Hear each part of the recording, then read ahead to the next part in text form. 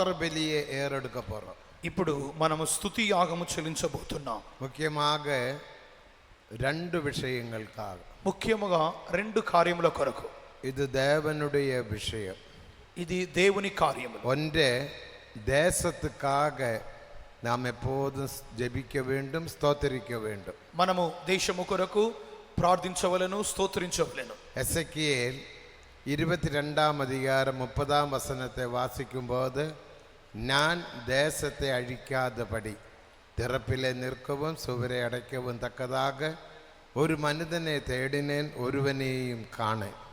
యేస్కేలు 22వ అధ్యాయం 30వ వాక్యములో, నేను దేశమును పాడు చేయకుండానట్లు ప్రాకారం దిట్టపరచుటకును బద్దలైన సందులో నిల్చుటకును తగిన వాడెవడని ఎంత విచారించును ఒకడైను కనబడలేదు.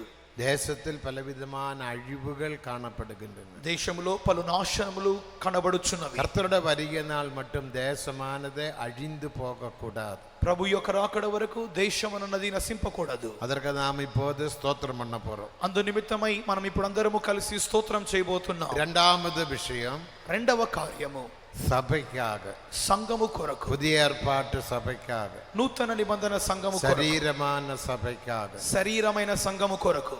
122ஆம் சங்கீதம் 6ஆம் வசனத்தை வாசிக்கும் போது, 122వ కీర్తన 6వ వాక్యమునందు, எருசலேமின் சமாதானத்துக்காக வேண்டிக் கொள்ளுங்கள். యెరూషలేముకు సమాధానం కొరకు వేడుకొనుడి. எருசலேம் என்பது அந்த இடத்தில் புதிய ஏற்பாட்டு சபையை வெளிப்படுத்துகிறது. ఇక్కడ యెరూషలేము అన్నది నూతన నిబంధన సంఘమును చూపుచున్నది. 122ஆம் சங்கீதம் புதிய ஏற்பாட்டு சபையை குறித்துள்ள தீர்க்க தரிசன சங்கீதம் தான். 122వ కీర్తన అన్నది నూతన నిబంధన సంఘమును గుర్చిన ప్రవచన సారముతో కూడిన కీర్తన. அதனுடைய 3ஆம் வசனத்தை வாசிக்கும் போது, అందులోని 3వ వాక్యం చదువుచున్నప్పుడు, இசைவினைப்பாக கட்டின நகரம் என்று வாசிக்கிறோம். బాగుగా కట్టబడిన పట్టణము, இசைவினைப்பாக கட்டின நகரம், బాగుగా జత చేయబడి అమర్చబడి కట్టబడిన. உலகத்தில் பல சாம்ராஜ்யங்கள் எழும்பினது உண்டு. లోకములో పలు సామ్రాజ్యములు లేచి ఉన్నవి. எந்த சாம்ராஜ்யமும் இசைவினைப்பாகிய நகரத்தை கட்டவில்லை. ఎటువంటి సామ్రాజ్యము బాగుగా జత చేయబడి అమర్చబడి కట్టబడిన పట్టణమును కట్టలేదు. அழிக்கப்பட்டது. అన్ని సామ్రాజ్యములు నశింపబడినవి. அழிக்கப்படாத ஒரு நகரம் உண்டு. నశింపబడని నగరము కలదు. அது அஸ்திபாரமுள்ள நகரம். అది పునాదులు కలిగిన నగరం. அந்த நகரம் தான் புதிய எருசலேம். ఆ యొక్క నగరమే నూతన యెరూషలేము. அதை இசைவினைப்பாக கட்டின நகரம் என்று நாம் வாசிக்கிறோம். అది బాగుగా కట్టబడిన పట్టణమని చదువుచున్నాం. இந்த நகரத்துக்கு அஸ்திபாரம் உண்டு. ఈ నగరముకు పునాదులు కలవు. அஸ்திபாரமுள்ள நகரத்துக்காக அப்ரஹாம் காத்திருந்தார் என்று நாம் வாசிக்கிறோம். పునాదులు కలిగిన పట్టణము కొరకు అబ్రహాము కనిపెట్టుకొని ఉండెను. ஆகையால் இந்த ரெண்டு விஷயத்துக்காக நீங்களும் உங்கள் குடும்ப ஜெபங்களில், தனிப்பட்ட ஜெபங்களில் மற்றும் ஏரியா பிரேயர்கள் மற்றும் மற்ற எல்லா விதமான ஜெபங்களில் இந்த ரெண்டு விஷயத்துக்காக எப்போது ஜெபித்து ஸ்தோத்திரம் பண்ணுங்க. ఇట్టి రెండు కార్యముల నిమిత్తము మీ యొక్క వ్యక్తిగత ప్రార్థనలు, కుటుంబ ప్రార్థనలు, సంఘ ప్రార్థనలు, ఏరియా ప్రార్థనలన్నిటిలోనూ మీరు బాగా ప్రార్థన చేసి స్తోత్రం చేయాలి. தேசம் அழிந்து போகலாகாது. దేశము నశింపకూడదు. இப்போது இந்த ரெண்டு விஷயத்துக்காக ஒரு 200 ஸ்தோத்திரம் பண்ணுவோம். కావున ఇక రెండు కార్యముల కొరకు ఒక 200 స్తోత్రములు చెల్లించుదాము. ஸ்தோத்திரம் ஸ்தோத்திரம் ஸ்தோத்திரம் ஸ்தோத்திரம் ஸ்தோத்திரம் ஸ்தோத்திரம் ஸ்தோத்திரம் ஸ்தோத்திரம் ஸ்தோத்திரம் ஸ்தோத்திரம் ஸ்தோத்திரம் ஸ்தோத்திரம் ஸ்தோத்திரம் ஸ்தோத்திரம் ஸ்தோத்திரம் ஸ்தோத்திரம் ஸ்தோத்திரம் ஸ்தோத்திரம் ஸ்தோத்திரம். பிதாவே, நன்றியோடுமே துதிக்கிறோம், நன்றியோடுமே துதிக்கிறோம், நன்றியோடுமே துதிக்கிறோம், நன்றியோடுமே துதிக்கிறோம். தேசமானது அழிந்து போகாதபடி நீர் பாதுகாக்கும்படியாக வேண்டிக் கொள்ளுகிறோம். தேசத்தை பாதுகாக்கணுமே, தேசத்தை பாதுகாக்கணுமே. தீவிரவாதிகளால் தேசம் அழிந்து போகாதபடி ஆண்டவரே ஸ்தோத்திரம் ஸ்தோத்திரம் ஸ்தோத்திரம் ஸ்தோத்திரம் ஸ்தோத்திரம். மற்றும் கர்த்தாவே ஸ்தோத்திரம். இயற்கையின் சீற்றங்களால் தேசம் அழிந்து போகாதபடி, பாபத்தினால தேசம் அழிந்து போகாதபடி, கொள்ள நோயினால தேசம் அழிந்து போகாதபடி, பயங்கரமான வறட்சியினால, சாழியினால, பூச்சியினால தேசம் அழிந்து போகாதபடி பாதுகாக்கும்படியாக ஸ்தோத்திரம் ஸ்தோத்திரம் ஸ்தோத்திரம் ஸ்தோத்திரம். கர்த்தருடைய வருகை நாள் மட்டும் தேசமானது இதே நிலைமையில் காணப்பட நீர் உதவி செய்யும்படியாக ஜெபிக்கிறோம். பாதுகாக்கணுமே, பாதுகாக்கணுமே, முழு உலகத்தை பாதுகாக்கணுமே, முழு உலகத்தை பாதுகாக்கணுமே, முழு உலகத்தை பாதுகாக்கணுமே. ஸ்தோத்திரம், ஸ்தோத்திரம். சபைக்காக ஸ்தோத்திரம், ஸ்தோத்திரம், ஸ்தோத்திரம், ஸ்தோத்திரம், ஸ்தோத்திரம், ஸ்தோத்திரம், ஸ்தோத்திரம். சபையை பாதுகாக்கணுமே, சபையை பாதுகாக்கணுமே, சபையை பாதுகாக்கணுமே, சபையை பாதுகாக்கணுமே, சபையை பாதுகாக்கணுமே, சபையை பாதுகாக்கணுமே, தேவ சபையை பாதுகாக்கணுமே. கர்த்தருடைய நோக்கம் சபையின் மூலமாக நிறைவேற உதவி செய்யும். நன்மையினால நிரப்பி காத்துக்கொள்ளும், பாதுகாக்கும், ஆசீர்வதியும். தேவன் ஜெபத்தை கேட்டபடியினால், ஸ்தோத்திரத்தை ஏறெடுத்தபடியினால் ஸ்தோத்திரம் பண்ணுவோம். దేవుడు మనకి ప్రార్థన స్తోత్రములు అంగీకరించినందుకై స్తోత్రించెదము. ஸ்தோத்திரம், ஸ்தோத்திரம், ஸ்தோத்திரம், ஸ்தோத்திரம், ஸ்தோத்திரம். யாவரும் கொஞ்சம் கொஞ்சம் முன்னுக்கு வந்து உட்காருங்கள். అందరూ కొద్దిగా ఒక అడుగు ముందుకేసి కొద్దిగా కూడా ఖాళీ స్థలం విడవకుండా కూర్చోండి. இப்போதும் ஜனங்கள் வந்து கொண்டிருக்கிறார்கள். ఇంకను జనాంగం వచ్చుచూ ఉన్నారు. அவர்களும் வேத வசனத்தை வந்து கேட்கட்டும். వారు కూడా దేవుని యొక్క వాక్యమును వినవలెను. தயவு செய்து எல்லாரும் முன்னுக்கு வந்து உட்காருங்கள். దయచేసి ఒక్కొక్కరు మీకు ఎంత వీలవుతుందో అంతగా ముందుకు వచ్చి కొద్దిగా కూడా ఖాళీ విడవకుండా కూర్చోండి. ஒரு விண்ணப்பம் உண்டு. தேவையில்லாம அங்கும் இங்கும் சுற்றி திரிகிறதான வாலிபர்கள், விசுவாசிகள் எல்லோரும் தேவ சமூகத்தில் வரும்படி அன்புடன் கேட்டுக்கொள்ளுகிறோம். దయచేసి మీకు ఒక వేడుకోలు, ఎటువంటి పని లేకుండా ఉన్నటువంటి, ఎటువంటి పని లేకయే అటు ఇటు తిరుగులాడుచున్న యవనస్తులు, విశ్వాసులు దయచేసి లోనికి రండి. சுற்றி திரிகிறார்கள். అనేకులు బయట అటు ఇటు ఎటువంటి పని లేకయే తిరుగుచున్నారు. அவர்கள் தயவு செய்து தேவ வசனத்தை கேட்கும்படியாக, தேவ சமூகத்தை ருசிக்கும்படியாக, தெய்வீக ஆசீர்வாதங்கள் பெற்றுக்கொள்ளும்படியாக உள்ளுக்குள்ள வரும்படி அன்புடன் கேட்டுக்கொள்ளுகிறோம். అటువంటి వారు దేవుని యొక్క సన్నిధానం అనుభవించుటకును, దేవుని వాక్యము వినుటకును, దేవుని ఆశీర్వాదములు పొందుటకును దయచేసి లోనికి రండి. தேவனுக்கு மகிமை உண்டாகட்டும். దేవునికి మహిమ కలుగును గాక. இன்னொரு வசனத்தை வாசித்து அது சற்று நாம் தியானிப்போமாக. ఒక వాక్యమును మనం చదివి ఆ యొక్క వాక్యమును మనం ధ్యానించుకుందాం. எசேக்கியேல் 1 வசனம். యెహెజ్కేలు 1 28వ వాక్యము.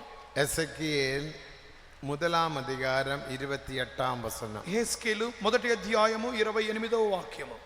వర్షాకాలమున కనబడు ఇంద్రధనస్సు యొక్క తేజస్సు వలె దాని చుట్టూనున్న తేజస్సు కనబడెను. ఇది యెహోవా ప్రభావ స్వరూప దర్శనము. నేను చూచి సాగిలపడగా నాతో మాట్లాడు ఒకని స్వరము నాకు వినబడెను.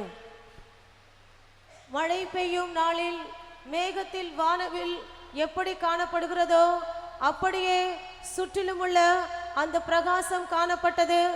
இதுவே கர்த்தருடைய மகிமையின் சாயலுக்குரிய தரிசனமாயிருந்தது. இதுவே கர்த்தருடைய மகிமையின் சாயலுக்குரிய தரிசனம். ఇది యెహోవా ప్రభావ స్వరూప దర్శనము. அதான் நம்முடைய விஷயம். ఇది మన యొక్క అంశము. அந்த மகிமையை குறித்து சிந்திப்போம். ఆ యొక్క ప్రభావమును గురించి మనం తలంచుదాము.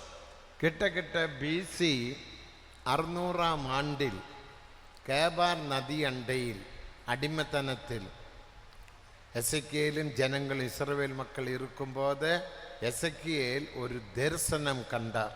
క్రీస్తు పూర్వము 600 సంవత్సరములో ఇశ్రాయేలీలు బబులోను యొక్క చెరలో ఉన్నప్పుడు కేబారు నది యొద్ద ఉన్నటువంటి యెహెజ్కేలు ఇటువంటి ఒక దర్శనము చూచెను. எசேக்கியேல் ஒரு தீர்க்கதரிசி. యెహెజ్కేలు ఒక ప్రవక్త. அவர் ஜெபிக்கிற மனுஷன். అతడు ప్రార్థించు మనుషుడు. தேவ சித்தம் செய்கிற மனுஷன். దేవుని చిత్తము చేయు మనుషుడు. அவர் நேரம் கிடைக்கும் போதெல்லாம் ஜெபிப்பார். అతడు సమయం దొరికినప్పుడల్లా ప్రార్థించుచుండెను. இப்போதே அவர்கள் அடிமை வீட்டில் அடிமைத்தனத்தில் காணப்படுகிறார்கள். ఇప్పుడైతే వారు ఆ యొక్క దాస్యపు గృహములో కనబడుచున్నారు. தேவனுக்கு மகிமை. దేవునికి మహిమ.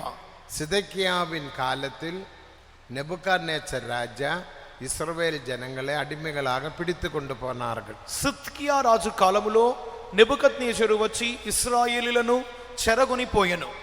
அதுக்கு முந்தியும் ஜனங்களை அடிமைகளாக பிடித்து கொண்டு போனார்கள். అంతకు ముందు కూడా జనాంగమును చెరగొని పోయి ఉండెను. அடிமைத்தனத்தில் ஜனங்கள் காணப்படுகிறார்கள். బానిసత్వములో జనులు కనబడిరి. அடிமைத்தனத்தில் இருந்தாலும் எசேக்கியா தன்னோட ஜெப ஜீவியத்தை விடவில்லை. దాస్యత్వములో ఉన్నప్పటికీ యెహెజ్కేలు తన యొక్క ప్రార్థనా జీవితమును విడువలేదు. தேவனோடுள்ள ஐக்கியத்தை விட்டுவிடவில்லை. దేవునితో ఉన్నటువంటి సహవాసమును వదలలేదు. தேவனால் போதிக்கப்பட்டதான போதனையை விட்டுவிடவில்லை. దేవునితో పొందిన బోధనలను వదిలిపెట్టలేదు. அந்த போதனையில் அவர் காணப்பட்டார். ఆ యొక్క బోధనలలో నిలిచి ఉండెను. அவர் ஜெபிக்கிற வேளையில் అతడు ప్రార్థించు సమయంలో அவருக்கு ஒரு தரிசனம் உண்டாயிற்று. అతనికి ఒక దర్శనము కలిగెను. அதான் அந்த தரிசனம் அங்கே எழுதப்பட்டிருக்கிறது. ఆ దర్శనమే అక్కడ రాయబడి ఉన్నది. அந்த தரிசனம் என்பது 4 ஜீவன்கள். ఆ యొక్క దర్శనం అన్నది 4 జీవులు. தேவனுக்கு மகிமை. దేవునికి మహిమ. முன்காலத்தில் நம்முடைய பரிசுத்தவான்கள் இது சார்ட்டாக செய்த வேத பாடத்தை கொடுப்பார்கள். ముందటి దినములలో మనకి పరిశుద్ధులు దీనిని ఒక చిత్రపటముగా చిత్రీకరించి ఒక బైబిల్ స్టడీ ఇచ్చుదురు. இதுதான் அந்த படம்.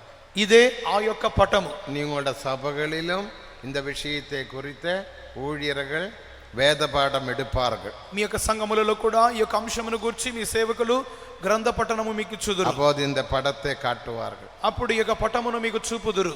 4 ஜீவன்கள். 4 జీవులు. தேவனுக்கு மகிமை. దేవునికి మహిమ. ஒவ்வொரு ஜீவனுக்கும் 4 முகங்கள். ఒక్కొక్క జీవికి 4 ముఖములు. இந்த 4 ஜீவன்கள் என்பது புதிய ஏற்பாட்டு சபையை குறித்துள்ள தரிசனம். ఈ యొక్క 4 జీవులు అన్నది నూతన నిబంధన సంఘమును గూర్చిన దర్శనము. தேவனுக்கு மகிமை. దేవునికి మహిమ. ఆ దర్శనத்தில் 37 காரியத்தை அவர் கண்டார். ఈ దర్శనములో అతడు 37 కార్యములు చూచి ఉన్నాడు. எல்லாம் எழுதின பிறகு అన్ని రాసిన తర్వాత 1ஆம் அதிகாரம் 4ஆம் வசனத்தில் இருந்து அவர் எழுதுகின்றார். మొదటి అధ్యాయము 4వ వాక్యం నుండి అతడు రాయిచు వచ్చుచున్నాడు. எழுதின பிறகு அவர் சொல்லுகிறார், రాసి ముగించిన తర్వాత చెప్పుచున్నాడు, இதுவே கர்த்தருடைய மகிமையின் சாயலுக்கு ஒப்பான ఇది యెహోవా ప్రభావ స్వరూప దర్శనము. கர்த்தருடைய மகிமையின் சாயலுக்கு ஒப்பான தரிசனம். ఇది యెహోవా ప్రభావ స్వరూప దర్శనము. இந்த இடத்தில் மகிமை என்று சொல்லுவது எதை வெளிப்படுத்துகிறது? ఇక్కడ మహిమ అని చెప్పునది, ప్రభావం అని చెప్పునది దేనిని బయలుపరచుచున్నది? வேதத்தில் மகிமைக்கு பலவிதமான விளக்கங்கள் அர்த்தங்கள் கொடுக்கப்பட்டிருக்கிறது. పరిశుద్ధ గ్రంథములో మహిమ అని చెప్పగా పలు అర్థములు పలు వ్యాకరణములు ఉన్నవి. தேவாதி தேவனே மகிமையின் தேவன். మన దేవుడే దేవాది దేవుడు, మహిమ కలిగిన దేవుడు. இயேசுவும் மகிமையின் தேவன். యేసు కూడా మహిమ కలిగిన దేవుడు. இரண்டாவது அவருடைய இடம் மகிமையின் இடம். రెండవదిగా ఆయన ఉన్న చోటు మహిమ కలిగిన చోటు. கர்த்தருடைய வருகைக்கும் மகிமை என்று எழுதப்பட்டது. ప్రభువు రాకడ మహిమ కలిగిన రాకడని చెప్పబడుచున్నది. தேவ சபைக்கும் மகிமை என்று பேருண்டு. దేవుని సంఘముకు కూడా మహిమ అని పేరున్నది. தேவனுக்கு மகிமை. దేవునికి మహిమ. எபேசியர் 5ஆம் அதிகாரம் 27ஆம் வசனத்தை நாம் வாசிக்கும் போது, ఎఫెసీయులకు రాసిన పత్రిక 5వ అధ్యాయము 27వ వాక్యమునందు, கரை தீரை முதலானது ஒன்றுமில்லாமல் பரிசுத்தமும் பிழையற்றதுமான மகிமையுள்ள சபைக்காக தம்மே அதற்கு முன்னாக நிப்பாட்டினார் என்று வாசிக்க. కలంకమైన ముడతయన్ను మరి ఏదైనా లేక పరిశుద్ధమైనదిగా నిర్దోషముగాను మహిమ కలిగిన సంఘముగాను తన ఎదుట నిలబెట్టుకొనవలెనని చెప్పుచున్నాడు. இயேசு கிறிஸ்து அநேக விதமான பாடுகள் பெற்ற கல்வாரியில் கொடூரமாக மரித்தார். ప్రభు యేసుక్రీస్తు అనేకమైన శ్రమలు పొంది కల్వారి శిలువలో ఆయన పూర్తిగా మరణించి ఉన్నాడు. விதமாக அவர் கொடூரமாக பாடுபட வேண்டும். ఎందు నిమిత్తమై ఈ రీతిగా ఆయన శ్రమ నొందవలెను. அதுதான் கல்வாரியின் மேன்மையான நோக்கம். అది కల్వారి యొక్క శ్రేష్టమైన ఉద్దేశం. கல்வாரிக்கு ஒரு நோக்கம் உண்டு. కల్వారికి ఒక ఉద్దేశము కదు. கல்வாரிக்கு ஒரு மேன்மையான நோக்கம் உண்டு. కల్వారిలో ఒక శ్రేష్టమైన ఉద్దేశము కూడా కలదు. நோக்கம் என்பது இயேசு கிறிஸ்துவினால் இரத்தத்தினால் ஜனங்கள் மீட்கப்பட வேண்டும், ரட்சிக்கப்பட வேண்டும். సాధారణమైన ఉద్దేశం అనగా యేసుక్రీస్తు రక్తం మూలముగా జనులు విమోచింపబడవలెను, రక్షణ పొందవలెను. முதலாம் தீமோத்தேயு 2ஆம் அதிகாரம் 4ஆம் வசனத்தை நாம் வாசிக்கும் போது, మొదటి తిమోతి 2వ అధ్యాయము 4వ వాక్యమునందు, எல்லா மனுஷரும் ரட்சிக்கப்பட வேண்டும், మనుషులందరూ రక్షణ పొందవలెను, எல்லோரும் ரட்சிக்கப்பட வேண்டும், అందరూ రక్షణ పొందవలెను, ஒருவரும் அழிந்த நித்திய நரகத்தில் போகலாகாது, ఏ ఒక్కరూ నశించిపోయి నిత్య నరకానికి వెళ్ళకూడదు. அதற்காக இயேசு கிறிஸ்து வழியாக ஜீவனாக பூமியில் வந்தார். అందుకొరకే యేసు జీవముగాను మార్గముగాను వచ్చి ఉండెను. நானே வழியும் ஜீவனும் சத்தியமும் என்றவர் சொன்னார். నేనే మార్గమును సత్యమును జీవమునై ఉన్నాను. அவர் வழியாக வந்தார். ఆయన మార్గముగా వచ్చాను. அவரே வழி. ఆయనే మార్గము. இயேசு கிறிஸ்துவே வழி.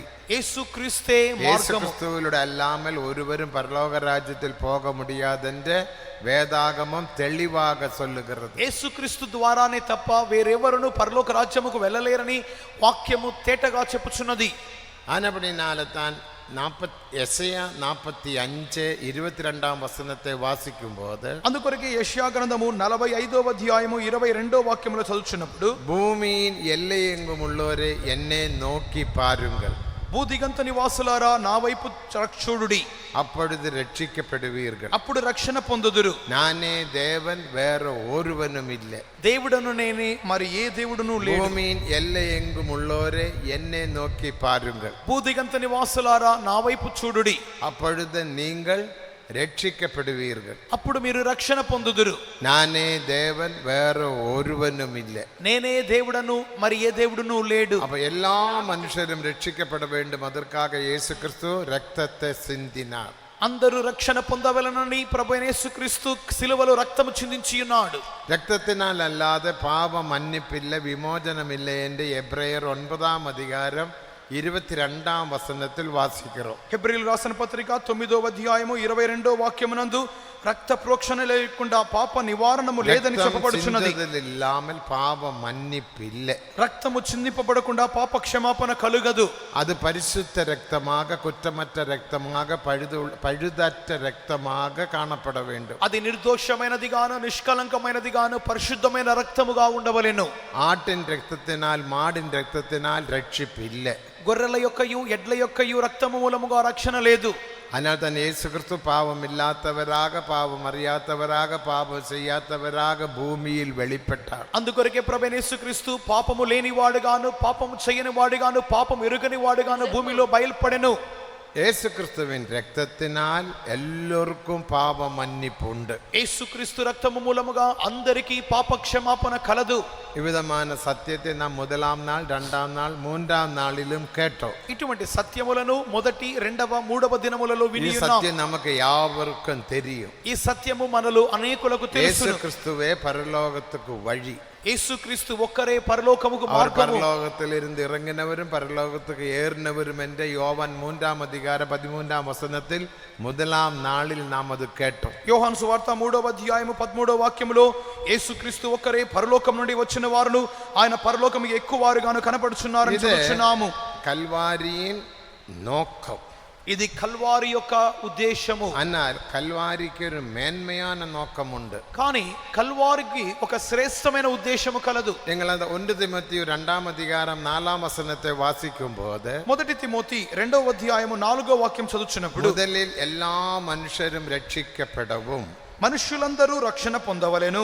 அது முதல் நோக்கம். అది మొదటి ఉద్దేశం. எல்லாரும் ரட்சிக்கப்பட வேண்டும். అందరూ రక్షణ పొందవలెను. நரகத்தில் போகலாகாது. నరకముకు ఏ ఒక్కరు వెళ్ళకూడదు. இனி அடுத்த நோக்கம் பாருங்க, அடுத்த வசனம். తర్వాత వాక్యం తర్వాత భాగం, எல்லாரும் ரட்சிக்கப்படவும் சத்தியத்தை அறிகிறதான அறிவு அடைந்த பின்பு, సత్యమును గూర్చిన అనుభవ జ్ఞానము గలవారై சத்தியத்தில் வளர்ந்து அவர்கள் பூர்ணப்பட வேண்டும். సత్యములో ఎదిగి సంపూర్ణత నొందవలెను. அதான் 2ஆம் நோக்கம். అదే రెండవ ఉద్దేశం. அதுக்கு தான் இயேசு கிறிஸ்து இவ்வளவும் பாடுபட்டார். అందు నిమిత్తముగానే యేసు ఇంతగా శ్రమ నొందెను. பாடுகளினாலே மட்டும்தான் பூர்ணம் பெற்றுக்கொள்ள முடியும். శ్రమల మూలముగా మాత్రమే సంపూర్ణత నొందగలము. பாடிராவிட்டால் பூர்ணம் இல்லை. శ్రమ లేనట్లయితే సంపూర్ణత లేదు. மாதிரியின் புருஷனாகிய இயேசு அவர் பாடுபட்டார். అందు నిమిత్తముగానే మాదిరిగా ప్రభువైన యేసుక్రీస్తు శ్రమ నొందెను. அவருக்காக பாடுபட வேண்டியது அவசியம். మనము కూడా ఆయన నిమిత్తమై శ్రమ నొందవలెను. பாடுபடுவது நம்முடைய சுதந்திரம். శ్రమ నొందుట మనకు స్వాస్థ్యము. பிலிப்பியர் 1ஆம் அதிகாரம் 28ஆம் வசனத்தை வாசிக்கும் போது, ఫిలిప్పీయులకు రాసిన పత్రిక మొదటి అధ్యాయము 28వ వాక్యం, விசுவாசிக்கிறதுக்கு மட்டுமல்ல அவருக்காக பாடுபடும்படிக்கு தேவன் நம்மை அழைத்தார். మనము విశ్వాసముచుట మాత్రమే కాక శ్రమపడుటయు ఆయన పక్షముగా అనుగ్రహింపబడడం తెలుగునది 30. அதுவே நமது வரம் என்று நாம் வாசிக்கிறோம். అది మనకు అనుగ్రహింపబడిన వరము. தேவனுக்கு மகிமை. దేవునికి మహిమ. நாம் பாடுபட்டு ஜீவிக்க வேண்டும். మనము శ్రమ నొంది இயேசு జీవించవలెను. நமக்காக பாடுபட்டது போல యేసు మన కొరకు శ్రమ నొందినట్లుగా நாம் அவர்க்காக, சத்தியத்துக்காக, பரிசுத்தத்துக்காக, ஜெய ஜீவியத்துக்காக பாடுபட்டு நாமும் ஜீவிக்க வேண்டும். సత్యము నిమిత్తమును, పరిశుద్ధత నిమిత్తమును, జయ జీవితము నిమిత్తమును మనము కూడా శ్రమ నొంది శ్రమ పొందవలెను. இதுதான் கல்வாரியின் இரண்டாம் நோக்கம், மேன்மையான நோக்கம். ఇది కల్వారి యొక్క శ్రేష్టమైన ఉద్దేశము, రెండవ ఉద్దేశము. அப்படி பாடுபட்டு நாம் ஜீவிக்க வேண்டுமானால் ఆ విధముగా శ్రమ నొంది జీవించాలంటే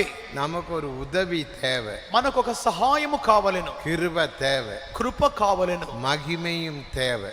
మహిమ కావలెను. ஆனால் தான் தேவர் சபையில் மகிமையை தந்திருக்கிறார். అందు నిమిత్తముగానే సంఘములో దేవుడు మహిమనిచ్చి ఉన్నాడు. நாம் எல்லாரும் பரிசுத்தாவின் அபிஷேகத்தினால் మనమందరము పరిశుద్ధాత్మిక అభిషేకం మూలముగా மகிமையை பெற்றிருக்கிறோம். మహిమను పొంది ఉన్నాం. அந்த மகிமை நமக்குள் இருக்கிறதுனால தான் ఆ యొక్క మహిమ మనలో ఉండుచున్నందువలన நாம் பாடுபடும் போது, మనం శ్రమ నొందుచున్నప్పుడు, பிரச்சனைகள் வரும்போது, సమస్యలు சில కలుగుచున్నప్పుడు, கஷ்டங்கள் வரும்போது, పలు కష్టములు சில వచ్చినప్పుడు, நஷ்டங்கள் வரும்போது పలు నష్టములు వచ్చినప్పుడు நாமே என்ன சொல்லுகிறோம்? మనం ఏం చెప్పుచున్నాము?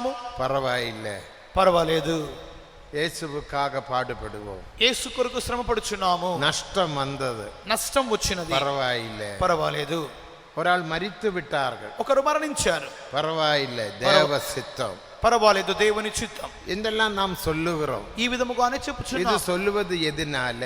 ఇది దేని కొరకు చెప్పుచున్నాము? நமக்குள்ளே ஒரு மகிமை உண்டு, మనలో ఒక మహిమ కలదు. அதுதான் 1 பேதுரு 4:14 வாசிக்கும் போது, మొదటి పేతురు 4:14 నందు, 1ஆம் நூற்றாண்டில் தேவ சபையில் ஒரே பிரச்சனை, మొదటి శతాబ్దములో దేవుని సంఘానికి సమస్యలు అధికముగా ఉండెను. ரத்த சாட்சி மரணம். హతసాక్షులుగా మరణము. ஒவ்வொரு வாரமும் ஜனங்கள் எழும்பி சாட்சி சொல்லுகிறார்கள், என் புருஷனை கொன்று போட்டார்கள், என் மனைவியை கொன்று போட்டார்கள், என் பிள்ளைகளை கொன்று போட்டார்கள், எனக்கு இப்போ மனைவி இல்லை, புருஷன் இல்லை, பிள்ளைகள் இல்லை, வீடு இல்லை, ஆஸ்தி இல்லை, சொத்து இல்லை, ஒன்றுமில்லை என்று சொல்லி ஜனங்கள் எழும்பி సాక్షి சொல்லுகிறார்கள். ఒక్కొక్క ఆదివారం ఉదయకాల ఆరాధనలో మొదటి శతాబ్దంలో జనాంగము లేచి నా భర్త చంపేశారు, నా యొక్క భార్యను చంపేశారు, పిల్లల్ని చంపేశారు, ఆస్తిపాస్తులు నశింపజేశారు, నాకు ఇప్పుడు భార్య లేదు, భర్త లేదు, పిల్లలు లేదు, ఆస్తిపాస్తులు ఏమీ లేవని చెప్పేవారు. அப்போது சபையோட தலைமை பாஸ்டர், சீஃப் பாஸ்டர், பாஸ்டர் பேதுரு, ఆ యొక్క దినములలో సంఘం యొక్క ప్రధాన పాస్టర్ పేతురు గారు, அவர் என்ன சொன்னார்? ఆయన ఏం చెప్పేవారు? அவரோட வார்த்தையை கேட்போமா? ఆయన యొక్క మాటలు విందామా? அவர் சொன்ன வார்த்தையை கேட்போமா? ఆయనకు చెప్పిన మాటలు విందామా? 1 பேதுரு 4:12 வாசியுங்கள். మొదటి పేతురు 4:12 12, 13 வசனங்கள் வாசிக்கும் போது, 12, 13 వాక్యములు చదువుచున్నప్పుడు, உங்கள் மத்தியில் எரிகிறதான அக்னியை குறித்து ஏதோ புதுமை என்று திகையாமல், మీ మధ్యలో మండుచున్న అగ్ని ఏదో వింత సంభవించినట్లుగా ఆశ్చర్యపడకుడి. ஏதோ புதுமை என்று திகையக்கூடாது. ఇదేదో కొత్తదనుకోకండి.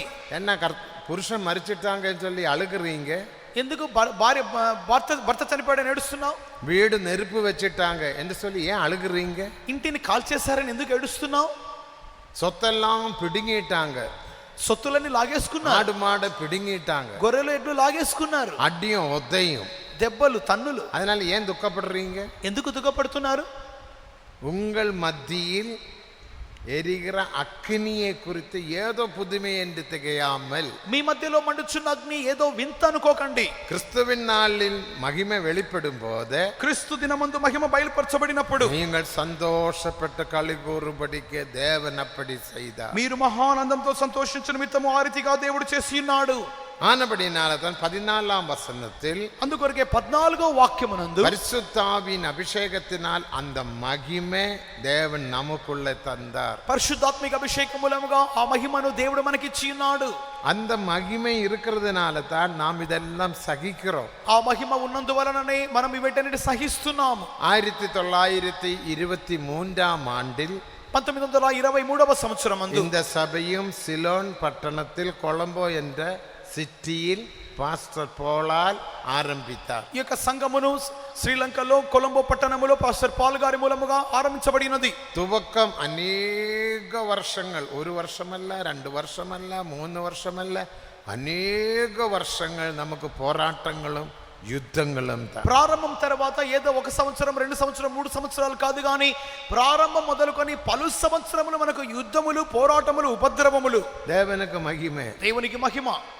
పోరాటం ఇల్లామల్ వంద సభయల్ల నమ్మదు సభ. మన సంఘం అనేది పోరాటము లేకుండా వచ్చిన సంఘము కాదు. భయంకరమైన పోరాటங்கள், భయంకరమైన ఉపద్రవం పోరాటము. ఊழியர்களை கொலை செய்வார்கள், సేవకులను చంపుదురు. என்ற அறிவின்படி 3 ஊழியர்கள் கொல்லப்பட்டார்கள். నాకు తెలిసినంత వరకు 3 సేవకులు చనిపోయారు. దేవునికి మహిమే. దేవునికి మహిమ. సువిశేషத்தை வந்து சொல்லுங்க என்று சொல்லி సువార్తను మాకు చెప్పండి అని పిలిపించి கொட்டாரக்கரையில் வைத்து కొట్టారకరాలు పెట్టి பாஸ்டர் டைட்டஸை கூட்டிக் கொண்டு போனார்கள். పాస్టర్ టైటస్ గారిని పిలుచుకొని వెళ్ళారు. அப்போது பாஸ்டர் போல் இருந்தார். అప్పుడు పాస్టర్ పాల్ గారు ఉండిరి. மையநாட் என்ற பகுதியில் இருந்து మయనాడ్ అనే ఒక భాగంలో ஒரு குரூப் ஜனங்கள் வந்தார்கள். ఒక గుంపు జనాంగం వచ్చిరి. அவர்கள் நம்முடைய சத்துருக்கள். వారు మనకి శత్రువులు. ஆனால் அவர்கள் மித்திரங்களைப் போல అనుకూలமாக பேசினார்கள். వారైతే స్నేహితుల వలె అనుకూలముగా పక్షముగా మాట్లాడారు. எங்களுடைய ஊரில் அநேக ஜனங்கள் ரட்சிக்கப்படுகிறதுக்கு உண்டு. మా ఊర్లో అనేక జనులు రక్షణ పొందాలి. ஆனால் ஒரு வியாதிஸ்தன் உண்டு, వ్యాధిగ్రస్తులు ఉన్నారు. அவனை நீங்கள் ஜெபித்து சுகப்படுத்தினால் వారిని మీరు ప్రార్థించి స్వస్థపరిస్తే நாங்கள் எல்லாரும் ரட்சிக்கப்படுவோம், మేమందరూ రక్షణ పొందుతాం, வாங்க என்று சொல்லி அழைத்தார். రండి అని పిలిచారు. பாஸ்டர் போல் கிட்ட வந்து சொன்னார்கள். పాస్టర్ పాల్ గారు ఇద్దరు వచ్చి చెప్పారు. அப்போது பாஸ்டர் போல் சிலோனில் இருந்த சுவிசேஷ நிமித்தம் கொட்டாரக்கரைக்கு வந்தார்கள். అప్పుడు పాస్టర్ పాల్ గారు సిలోన్ లో నుండి సువార్త నిమిత్తము కొట్టారకరకు వచ్చిరి. ஜெபித்தார், ఆయన ప్రార్థించాడు. நடத்திப்பில்லை, నడిపింపు లేదు. அவர் சொன்னார் எனக்கு நடத்திப்பில்லை. ఆయన చెప్పాడు నాకు నడిపింపు దొరకలేదు. பாஸ்டர் டைட்டஸ் என்ன சொன்னார்? పాస్టర్ టైటస్ గారు ఏం చెప్పారు? டைட்டஸும் சீனியர் பாஸ்டர் தான். పాస్టర్ టైటస్ గారు చాలా సీనియర్ పాస్టర్. தேவனுக்கு ஜனங்கள் கூப்பிடும் போது போக வேண்டாமா? ఆయన అన్నారు జనాలు పిలిచేటప్పుడు పోకూడదా? எவ்வளவு அன்புடன் கூப்பிடுகிறார்கள், ఎంత ప్రేమగా పిలుస్తున్నారు. அவரெல்லாம் ரட்சிக்கப்படுவாங்க. వారు రక్షణ పొందుతారు. நம்முடைய ஊழியத்துக்கு ஆத்துமாக்கள் வேண்டாமா? మనకి సేవకు ఆత్మలు వద్దా? ஏன்னா இப்போது நடத்திப்பில்லை நடத்திப்பில்லை நடத்திப்பில்லை என்று சொல்றீங்க. ఇప్పుడేంటి మీరు నడిపింపు లేదు నడిపింపు లేదు అంటున్నారు? எனக்கு நடத்திப்பில்லை, నాకు నడిపింపు లేదు. டைட்டஸுக்கு நடத்திப்பு இருந்தால் போங்க. టైటస్ గారికి నడిపించుంటే మీరు వెళ్ళొచ్చు. அவர் போனாரு. ఆయన వెళ్ళాడు. தேவனுக்கு மகிமை. దేవునికి మహిమ. அவர் பயங்கரமாக உபதிரவித்தார்கள். ఆయనను చిత్రవదలు పెట్టి ఉన్నారు. பயங்கரமாக உபதிரவித்தார். భయంకరముగా ఆయన చిత్రవదలు திரட்டி தோலினால் முள்ளுள்ள தோலினால் அவரை அடித்தார்கள். ముళ్ళున్నటువంటి తోలుతో చర్మంతో ఆయన కొట్టి ఉన్నారు. அவரை கையும் காலும் உடைத்து போட்டார்கள். చేతులు కాళ్ళు విరగొట్టారు. தேவனுக்கு மகிமை. దేవునికి మహిమ.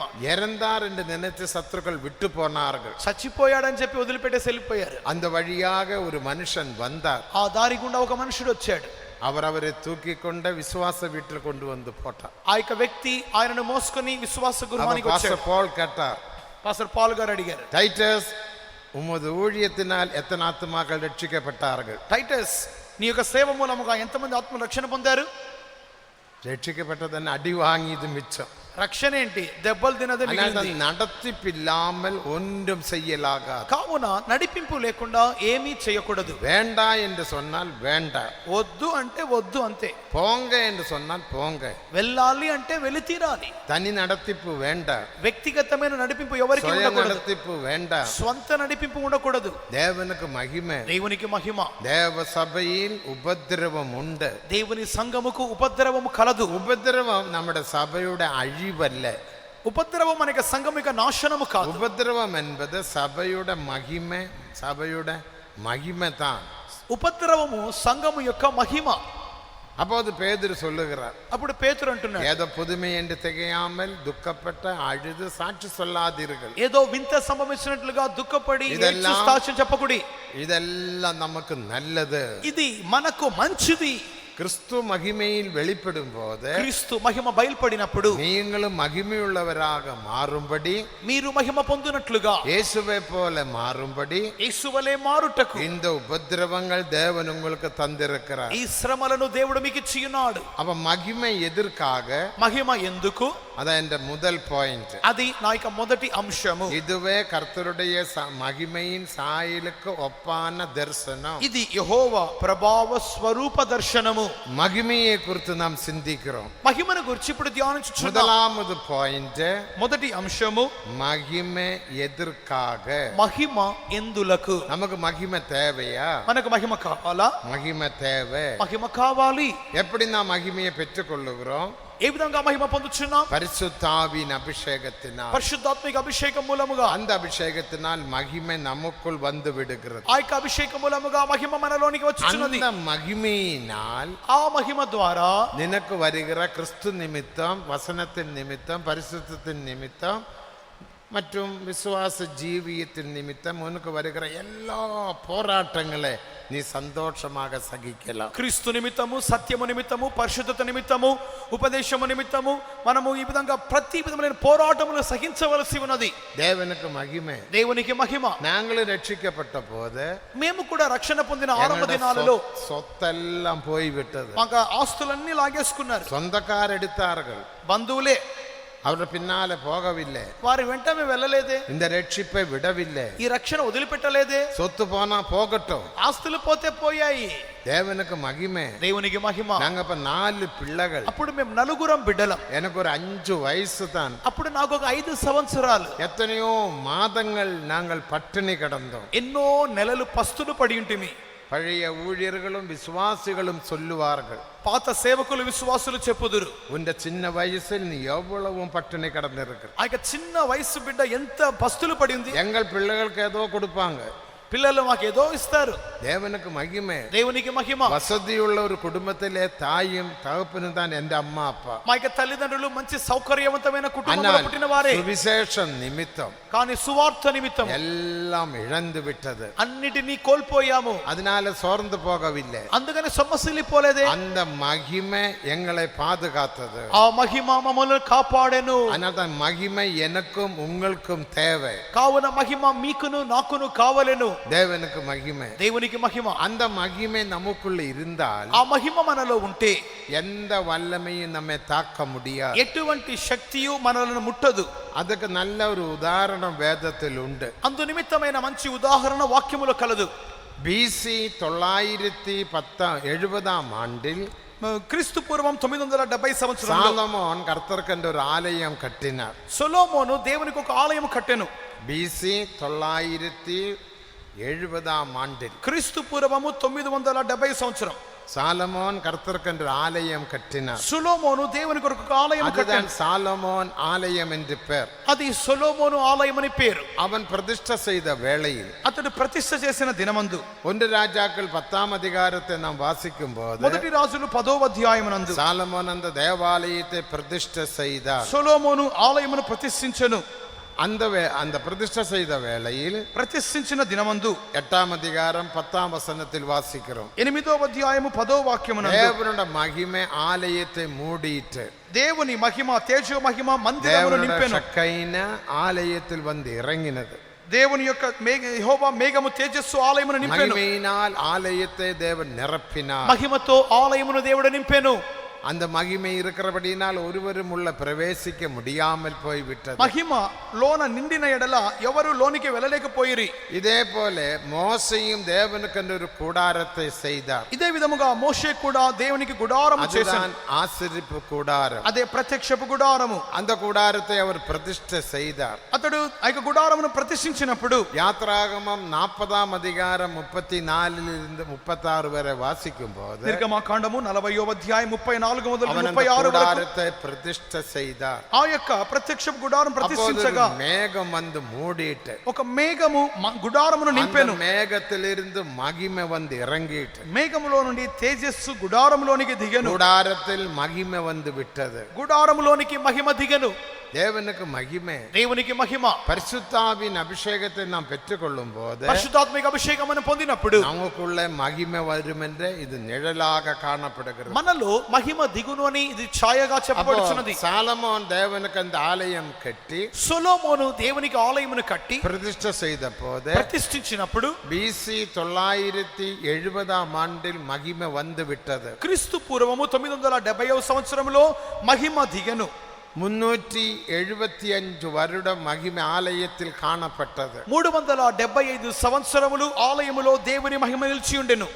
BC 586 ஆண்டில் క్రీస్తు పూర్వం 586వ సంవత్సరమందు அந்த மகிமையானது புறப்பட்டு போய்விட்டது. ఆ మహిమ మందిరమును వెడలిపోయెను.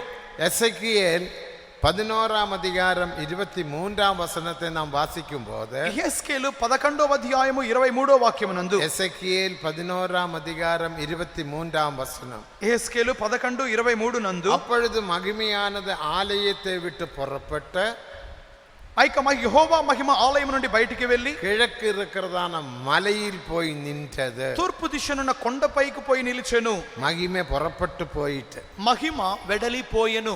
ఈ மகிமை ஆலயத்தில் இருந்த நாள் வரைக்கும் ఈ మహిమ ఆలయములో ఉన్న దినము వరకు நெபுகத்நேச்சர் ராஜா எத்தனையோ முறை எருசலேமை பிடிக்கும்படிக்கே முற்றுகை போட்டான். యెరూషలేము రాజును ముట్టడి వేయు నిమిత్తమై నెబుకద్నెజరు ఎన్నో పర్యాయములు ప్రయత్నించి ఉండెను. யூதா ராஜாவாகிய 18ஆம் ராஜாவாகிய யோயாக்கீமினோட காலத்தில் அவன் முற்றுகை போட்டதாக தானியேல் 1ஆம் அதிகாரம் 1ஆம் வசனத்தில் வாசிக்கிறோம். దానియేలు 1వ అధ్యాయం 1వ వాక్యమునందు యూదా రాజైన 18వ రాజైన యెహోయాకీము దినములలోనే మొదటిసారిగా అతడు ఇక ముట్టడి వేసి ఉన్నాడు. தேவனுக்கு மகிமை. దేవునికి మహిమ. ஆனா నెబుకద్నెజర్ ராஜாவாலே எருசலேமை பிடிக்க முடியவில்லை. కానీ నెబుకద్నెజరు రాజు మూలముగా ఆ యెరూషలేమును చెరపట్టకపోయెను. யூதா ராஜ்யம் பெரிய ஒரு ராஜ்யம் அல்ல. యూదా రాజ్యం అనేది ఒక పెద్ద రాజ్యమేమీ కాదు. யூதா ராஜ்யம் என்பது 2 கோத்திரங்கள் அடங்கின ராஜ்யம். యూదా రాజ్యం అనేది 2 గోత్రములు ఇమిడి ఉన్నవి. பிரபலமான ராஜாக்கள் இல்ல. ప్రబలమైన రాజులు ఎవరు లేరు. பிரபலமான ராணுவம் இல்ல. మంచి పేరుగాంచిన సైన్యము లేదు. ஐஸ்வர்ய சமர்த்தி இல்ல. ఐశ్వర్య సమృద్ధి లేదు. தேவனுக்கு மகிமை. దేవునికి మహిమ. ஆனாலும் நெபுகத்நேச்சர் ராஜா ஒரு பராக்கிரமசாலி. కానీ నెబుకద్నెజరు రాజు పరాక్రమశూరుడు. அவன் பெரிய ஒரு எம்பரர் சக்கரவர்த்தி. ఒక గొప్ప చక్రవర్తి. அவன் எத்தனையோ ராஜ்யங்களை பிடித்து கீழ்ப்படுத்தினான். ఎన్నో రాజ్యములను చెరపట్టి లోపర్చుకొనెను. தேவனுக்கு மகிமை. దేవునికి మహిమ. அந்த காலத்துல எகிப்து ராஜ்யத்தை அவன் பிடித்தெடுத்தான். ఆ దినములో ఐగుప్తు రాజ్యమును చెరపట్టెను. மற்ற எத்தனையோ ராஜ்யங்களை அவன் கீழ்ப்படுத்தினான். ఎన్నో రాజ్యములు లోపర్చుకొనెను. ஆனால் எருசலேமை கீழ்ப்படுத்த முடியவில்லை. కానీ యెరూషలేము రాజ్యమును మాత్రము చెరపట్టలేదు. எருசலேம் ஒரு சின்ன ராஜ்யம். యెరూషలేము ఒక చిన్న రాజ్యం. தேவனுக்கு மகிமை. దేవునికి మహిమ. ஆனாலும் ராஜாவுக்கு கீழ்ப்படுத்த முடியவில்லை. కానీ నెబుకద్నెజరు దాన్ని లోపర్చుకోలేకపోయాడు. ஏன் அவனாலே அது கீழ்ப்படுத்த முடியவில்லை? ఎందుకొరకు అతడు లోపర్చుకోలేకపోయాడు? தேவனோட மகிமை ஆலயத்தில் காணப்பட்டது. దేవుని మహిమ ఆలయములో కనపడెను. தேவ மகிமை ஆலயத்தில் இருக்கிற நாள் வரைக்கும் దేవుని మహిమ ఆలయములో ఉన్న దినము వరకు எந்த சத்ருவும் ஆலயத்தை பிடிக்க முடியாது. ఏ శత్రువు కూడా ఆలయమును పట్టుకోలేకపోయెను. இதே போல ఈ విధముగానే தேவ மகிமை எனக்குள்ள உங்களுக்குள்ள காணப்பட்டால் దేవుని మహిమ మీలోను నాలోను కనబడినప్పుడు நேற்றுக்கு நாம் கேட்டது போல నిన్నటి దినమందు విన్న రీతిగా இப்போது தேவாதி தேவன் கட்டடங்களில் வாசமாய் இருப்பதில்லை. దేవాది దేవుడు హస్తకృతములైన కట్టడములలో నివాసం చేయటలేదు. பழைய ஏற்பாட்டில் கட்டடங்களிலும் கூடாரங்களிலும் வாசமாய் இருந்தார். పాత నిబంధన కాలములలో ప్రత్యక్ష గుడారములోను ఆలయములో నివాసం చేసి ఉండెను.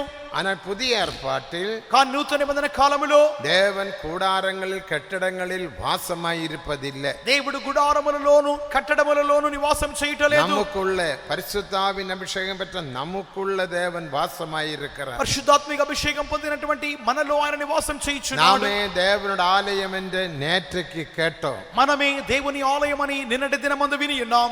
அந்த தேவாலயமாகிய நமக்குள்ள அபிஷேகத்தினால் மகிமையும் வந்திருக்கிறது. ఆ యొక్క దేవాలయం అంటే మనలో అభిషేకం మూలముగా దేవుని మహిమ దిగుచున్నది. எனக்குள்ள மகிமை உண்டு என்று எப்படி தெரியும்? నాలో దేవుని మహిమ కలదని మనకు ఏ రీతిగా తెలుసు? போராட்டங்கள் வரும்போது సమస్యలు పోరాటములు కలుగుచున్నప్పుడు எனக்குள்ள ஒரு சந்தோஷம் உண்டாகும். మనలో గొప్ప సంతోషము పొంగుచు ఉండును. தேவனுக்கு மகிமை. దేవునికి మహిమ. சில நஷ்டங்கள் வரும்போது, కొన్ని నష్టములు కలిగినప్పుడు, சில கஷ்டங்கள் வரும்போது, కొన్ని కష్టములు వచ్చినప్పుడు, சில வியாதிகள் வரும்போது, కొన్ని వ్యాధులు వచ్చినప్పుడు, சில மரணங்கள் சம்பவிக்கும் కొన్ని போது, మరణములు చోటు చేసుకున్నప్పుడు, இப்படிப்பட்ட பிரச்சனைகள் வருகிற வேளையில் ఇటువంటి సమస్యలు వచ్చినప్పుడు எனக்குள்ளே ஒரு பெரிய மகிழ்ச்சி உண்டாகும். మనలో గొప్ప సంతోషము కలుగును.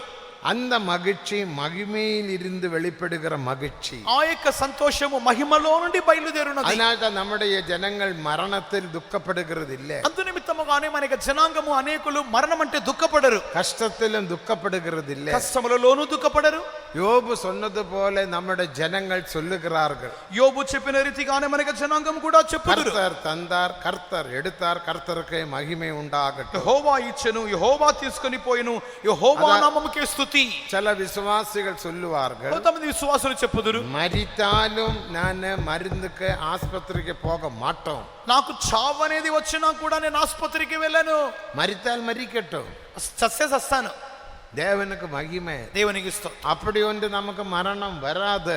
ఆ విధముగా చెప్పి మనకేమి మరణం రాదు. நம்முடைய ஆயுஷ் காலம் தேவன் எழுதி வைத்திருக்கிறார். మన ఆయుష్ దినములు దేవుడు రాసి పెట్టి ఉన్నాడు. இத்தனை வருடம் உலகத்தில் ஜீவிக்க வேண்டும் என்று தேவன் எழுதினார். నీవు ఇన్ని సంవత్సర దినములు లోకములో జీవించాలని మన కొరకు దేవుడు రాసి ఉన్నాడు. யோபின் புஸ்தகம் 14ஆம் அதிகாரம் 5ஆம் வசனத்தில் வாசிக்கிறோம். యోబు 14:5 నందు చదువుచున్నప్పుడు அந்த காலம் வரும்போது தான் நமக்கு மரணம் சம்பவிக்கும். ఆ కాలము ముగిసినప్పుడు మాత్రమే మరణం వచ్చును. அது வரைக்கும் எனக்கும் உங்களுக்கும் மரணம் வராது. అంతకు ముందుగా నీకును నాకును మరణము அந்த రాదు. சமயம் வரும்போது అది సంభవించినప్పుడు மரணம் சம்பவிக்கும். మరణం సంభవించు. அது நீ மருந்து எடுத்தாலும் மரிக்கும், నీవు మందు తీసుకున్నా மருந்து మరణిస్తావు. எடுக்காவிட்டாலும் மரிக்கும். మందు తీసుకోపోయినా చనిపోతావు. உண்ட டைம் வந்து விட்டது, నీ సమయం వచ్చింది, உண்ட காலம் முடிந்து నీ விட்டது. కాలం అయిపోయింది. தேவன் தந்த சமயம் முடிந்து விட்டது. దేవుడిచ్చిన సమయం ముగించబడింది. அது வரைக்கும் நாம் ஜீவிக்க வேண்டும். అంతవరకు జీవించాలి. ஆனபடினால் தேவ ஜனங்கள் மரணத்துக்கு பயப்படாதீர்கள். కావున దైవ జనాంగం మరణముకు భయపడకూడదు. குறிக்கப்பட்ட நாள் வரைக்கும் நாம் ஜீவிக்க வேண்டும். గుర్తింపబడిన దినం వరకు మనం జీవించాలి. அப்போ அந்த குறிக்கப்பட்ட நாள் வரைக்கும் நமக்கு பல பிரச்சனைகள் வரும். ఆ గుర్తింపబడిన దినం వరకు మనకు అనేక సమస్యలు వచ్చును. சத்துருக்களால பலவிதமான போராட்டங்கள், శత్రువుల మూలముగా పలు పోరాటములు, பிசாசினால பலவிதமான வியாதிகள், అపవ్యాధి మూలముగా పలు వ్యాధులు, இனி வேலை செய்கிற இடத்தில் பலவிதமான இக்கட்டுகள், ఉద్యోగం చేసే స్థలంలో పలు எல்லாம் ఇక్కట్లు நமக்கு சம்பவிக்க கூடும். అనేకములు సంభవించును. அப்ப நமக்குள்ள ஒரு பெரிய மகிழ்ச்சி உண்டாகும். కానీ అట్టి సమయంలో మనకు గొప్ప సంతోషం ఉండును. ஏன்னா நீ சந்தோஷப்படுறீங்கன்னு கேட்கும் போது, ఏంటి ఇప్పుడు కూడా సంతోషపడుతున్నారంటే, எனக்குள்ளே பரிசுத்தாவியானவர் என்னை பலப்படுத்துகிறார். నాలో పరిశుద్ధాత్ముడు నన్ను బలపరచుచున్నాడు. அந்த மகிமை நம்மை பலப்படுத்துகிறது. ఆ మహిమ మమ్మను బలపరచుచున్నది. ஆலயத்தில் மகிமை இருந்த நாள் வரைக்கும், ఆలయములో మహిమ ఉన్న దినము వరకు నెబుకద్నెజర్ రాజా యెరూషలేமை பிடிக்க முடியவில்லை. నెబుకద్నెజర్ రాజు యెరూషలేమును బంధించలేకపోయాడు. அதே போல ఆ విధముగానే மகிமை நமக்குள்ள இருக்கிற காலம் வரைக்கும், మహిమ మనలో ఉన్న కాలము వరకు எந்த வல்லமையும் உங்களை தாக்க முடியாது. ఏ శక్తియు మిమ్మును ముట్టలేదు. எந்த வல்லமையும் உங்களை மேற்கொள்ள முடியாது. ఏ శక్తియు నిన్ను జయించలేదు. போராட்டங்கள், கஷ்டங்கள் வரும். పోరాటములు కష్టములు వచ్చును. அதனால தான் நமக்கு மகிமை தேவை. అందుకొరకే మనకు మహిమ కావాలి. பிரச்சனைகளை மேற்கொள்ளும்படியாக மகிமை தேவை. సమస్యలు జయించు నిమిత్తమైన మహిమ కావాలి. தேவனுக்கு மகிமை. దేవునికి మహిమ. இந்த மகிமை ஆலயத்தை விட்டு புறப்பட்ட கிழக்கு மலையில் போய் நின்றது என்று எசேக்கியேல் 11:23 வாசிக்கிறோம். ஒன்னு வாசிங்க. యేస్కేలు 11వ అధ్యాయం 23వ వాక్యమునందు ఈ మహిమ ఆలయములో எசேக்கியேல் 11ஆம் அதிகாரம் 23ஆம் வசனம். యేస్కేలు 11:23. మరియు యెహోవా మహిమ పట్టణంలో నుండి పైకెక్కి పట్టణపు తూర్పు దిశనున్న కొండకు పైగా నిలిచెను.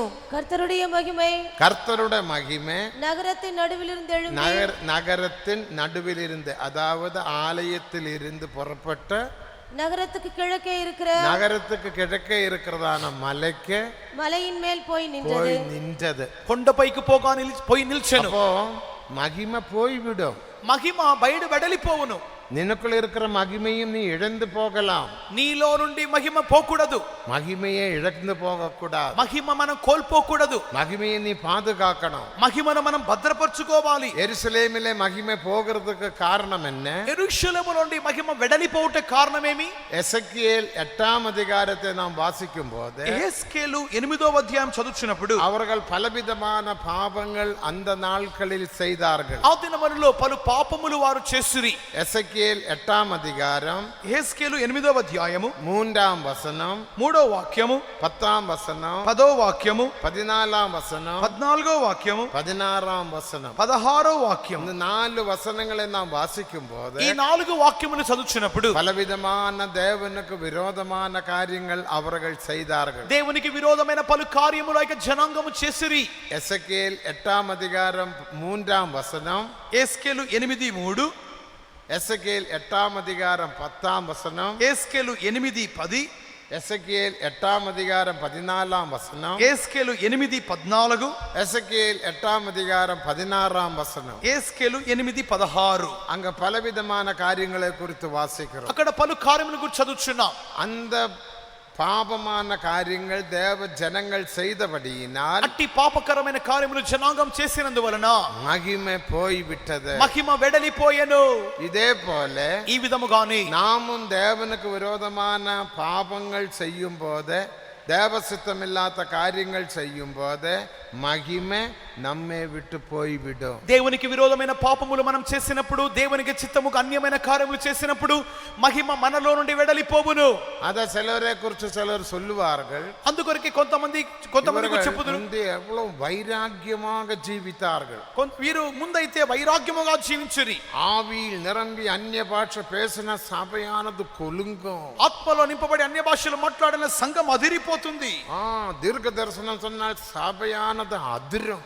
వీరు ప్రవచనం చెప్తే సంఘము ఆడిపోతుంది. ஐயோ, இப்போது இவருக்கு என்ன சம்பவித்தது? కానీ ఇప్పుడు వీళ్ళకి ఏమైంది? இப்ப அனலும் இல்ல குளிரும் இல்லாத நிலவரத்தில் காணப்படுகிறார். వేడిగా లేరు, చల్లగా లేరు. பழைய ஜெப ஜீவியம் இல்ல, పాత ప్రార్థనా జీవితం లేదు, பழைய அபிஷேகம் இல்ல, ఆదిలోని అభిషేకం లేదు, பழைய தீர்க்க தரிசன வரங்கள் இல்ல. పాత కాలములోని ప్రవచన వరములు என்ன లేవు. சம்பவித்தது? ఏమైనది? நினக்குள்ளே பின்மாற்றம் வந்து விட்டது. మీలో వెనుకబాటుతనం వచ్చినది. தேவனுக்கு மகிமை. దేవునికి మహిమ. அதான் 8ஆம் அதிகாரம் 3ஆம் வசனம், 10ஆம் வசனம், 14ஆம் வசனம், 16ஆம் வசனம் வீடுகளில் போய் வாசித்துக் கொள்ளுங்க. ఏస్కేలు 8వ అధ్యాయము 3వ వాక్యం, 10వ వాక్యం, 14వ వాక్యం, 16వ వాక్యం ఇంటికి వెళ్ళి చదువుకోండి. இவ்விதமான காரியங்கள் செய்தபடியினால் ఇటువంటి కార్యములు వారు చేసినందువలననే ஆலயத்திலே மகிமை புறப்பட்ட கிழக்க மலையில் போய் நின்றது. ఆలయములో నుండి మహిమ బయలు వెడలిపోయి తూర్పు దిశనున్న కొండపైకి పోయి இப்போது నిలిచెను. ஆலயத்தில் மகிமை இல்லை. ఇప్పుడు మహిమ లేదు. தேவனுக்கு மகிமை. దేవునికి మహిమ. ஒரே ஒரு ராணுவம், ஒரே ஒரு வீரன் வந்த எருசலேமை பிடித்தார்கள். ఒకే ఒక సైన్యము, ఒకే ఒక వీరుడు వచ్చి యెరూషలేము, సైన్యం வரவில்லை, పెద్ద సైన్యమేమీ రాలేదు. முந்தி 7 முறை నెబుకద్నెజర్ రాజు ముట్టికై పోட்டான். అంతకు ముందు 7 సార్లు నెబుకద్నెజర్ రాజు ముట్టడి వేసి ఉండెను. பெரிய ராணுவம் கூட்டமாக வந்தார்கள். పెద్ద పెద్ద సైన్యము పంక్తులుగా వచ్చిరి. గేటిலே ముట్టికై పోட்டார்கள். వారు ద్వారములు ముట్టడి వేసిరి. முடியாது, உள்ள வரவும் முடியாது. వారు లోనికి రాలేరు, పోలేరు. பெரிய కష్టப்பட்டார்கள். చాలా కష్టపడిరి. ஆனால் எருசலேமை பிடிக்கவில்லை. కానీ యెరూషలేమును పట్టుకోలేకపోయారు. కష్టం வந்தது உண்மை, కష్టం వచ్చింది నిజమే. சாப்பாடு இல்லை உண்மை, ఆహారం లేకపోయింది నిజమే. ஆனால் నెబుకద్నెజర్ రాజు மேற்கொள்ளவில்லை. కానీ నెబుకద్నెజర్ రాజు జయించలేకపోయాడు. ஆனால் இந்த மகிமை இங்கே இருந்து புறப்பட்டு போய்விட்டது. కానీ మహిమ ఎప్పుడైతే వెడలిపోయెనో பின்ன பெரிய ராணுவம் தேவையில்லை. ఇప్పుడు పెద్ద సైన్యమేమి అక్కర్లేకపోయింది. ஒரே ஒரு సోల్జర్, ఒకే ఒక సైనికుడు அந்த வழியாக சுற்றி திரிந்தான். ఆ విధముగా వచ్చి చుట్టూ తిరిగి ఉన్నాడు. இது நீங்கள் எரேமியா 52ஆம் அதிகாரம் 1ஆம் வசனத்தில் இருந்து 12ஆம் வசனம் வீடுகளில் போய் வாசியுங்க. ఈ యొక్క కార్యమును గురించి యెర్మయా 52వ అధ్యాయములో మీరు చదువుకోవచ్చును.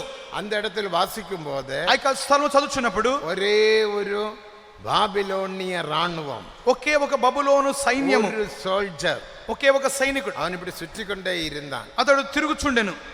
ராஜாவினோட அரமனைக்கிட்ட வந்தான். రాజు యొక్క అంతఃపురం మీదకు వచ్చెను. அப்போது ராஜா சிதக்கியா ராஜா, అప్పుడు సిద్కియా రాజు, அவன் அந்த மதில் வழியாக ராஜா அரமனையை பார்த்தான். అతడు ప్రాకారము గుండా రాజు యొక్క అంతఃపురమును చూచెను. அப்போது சிதக்கிய ராஜாவும் அவனோட அநேக ராணுவங்களும் நின்று கொண்டிருந்தது. అప్పుడు అతనితో సిద్కియా రాజుతో పాటు అతనికి అంగరక్షకులు నిలబడి ఉండిరి. உடனே சோல்ஜர் என்ன செய்தார்? ఇక సైనికుడు ఏం చేశాడు? கேட் பூட்டி இருக்கிறது, గేటు మూయబడింది, கேட் வழியாக உள்ள போக முடியாது. ద్వారం గుండా లోనికి వెళ్ళలేడు. அவன் அந்த மதிலில் ஒரு துவாரம் போட்டான். ఆ యొక్క గోడకు ఒక రంధ్రము చేశాడు. அந்த துவாரம் வழியாக அவன் உள் பிரவேசித்தான். ఆ యొక్క ద్వారము గుండా లోనికి వెళ్ళెను. இந்த ஒரு ராணுவத்தை பார்த்த போது, ఈ యొక్క ఒక్క సైన్యం చూచినప్పుడు ராஜாவோடு இருந்த எல்லா ராணுவங்களும் யூதர் ராணுவங்கள் போய்விட்டார்கள், ஓடி போனார்கள். రాజు యొక్క దేహ సంరక్షకులు ఇతర సైన్యమంతా పారిపోయిరి. ராஜா தனிமையாக நிற்கிறான். రాజు ఒంటరిగా నిలబడ్డాడు. ஒரு ராணுவம், இந்த ஒரே ஒரு சோல்ஜர், ఒకే ఒక సైనికుడు, அவன் போய் ராஜாவை பிடித்தான். అతడు వెళ్లి రాజును அவன் పట్టుకున్నాడు. கண்ணை சுழந்தெடுத்தான். అతని కన్నును அவனுடைய పెరికేశాడు, கையில் விலங்கு போட்டான், అతని చేతులకు సంకెళ్ళు அவனுடைய వేశాడు, காலிலும் விலங்கு போட்டான். కాళ్ళకు సంకెళ్ళు వేశాడు. விலங்கு போட்ட குருடனாக அவனை பிடித்து பாபிலோனுக்கு கொண்டு போனான். అతనిని చేతులు కాళ్ళకు సంకెళ్ళు వేసి గుడ్డివానిగా బబులోనికి తీసుకుని వెళ్ళాడు. இவ்விதமாக ఈ విధముగా யூதா ராஜ்யத்தை பிடித்தார்கள். యూదా రాజ్యమును పట్టుకొనిరి. காரணம் என்ன?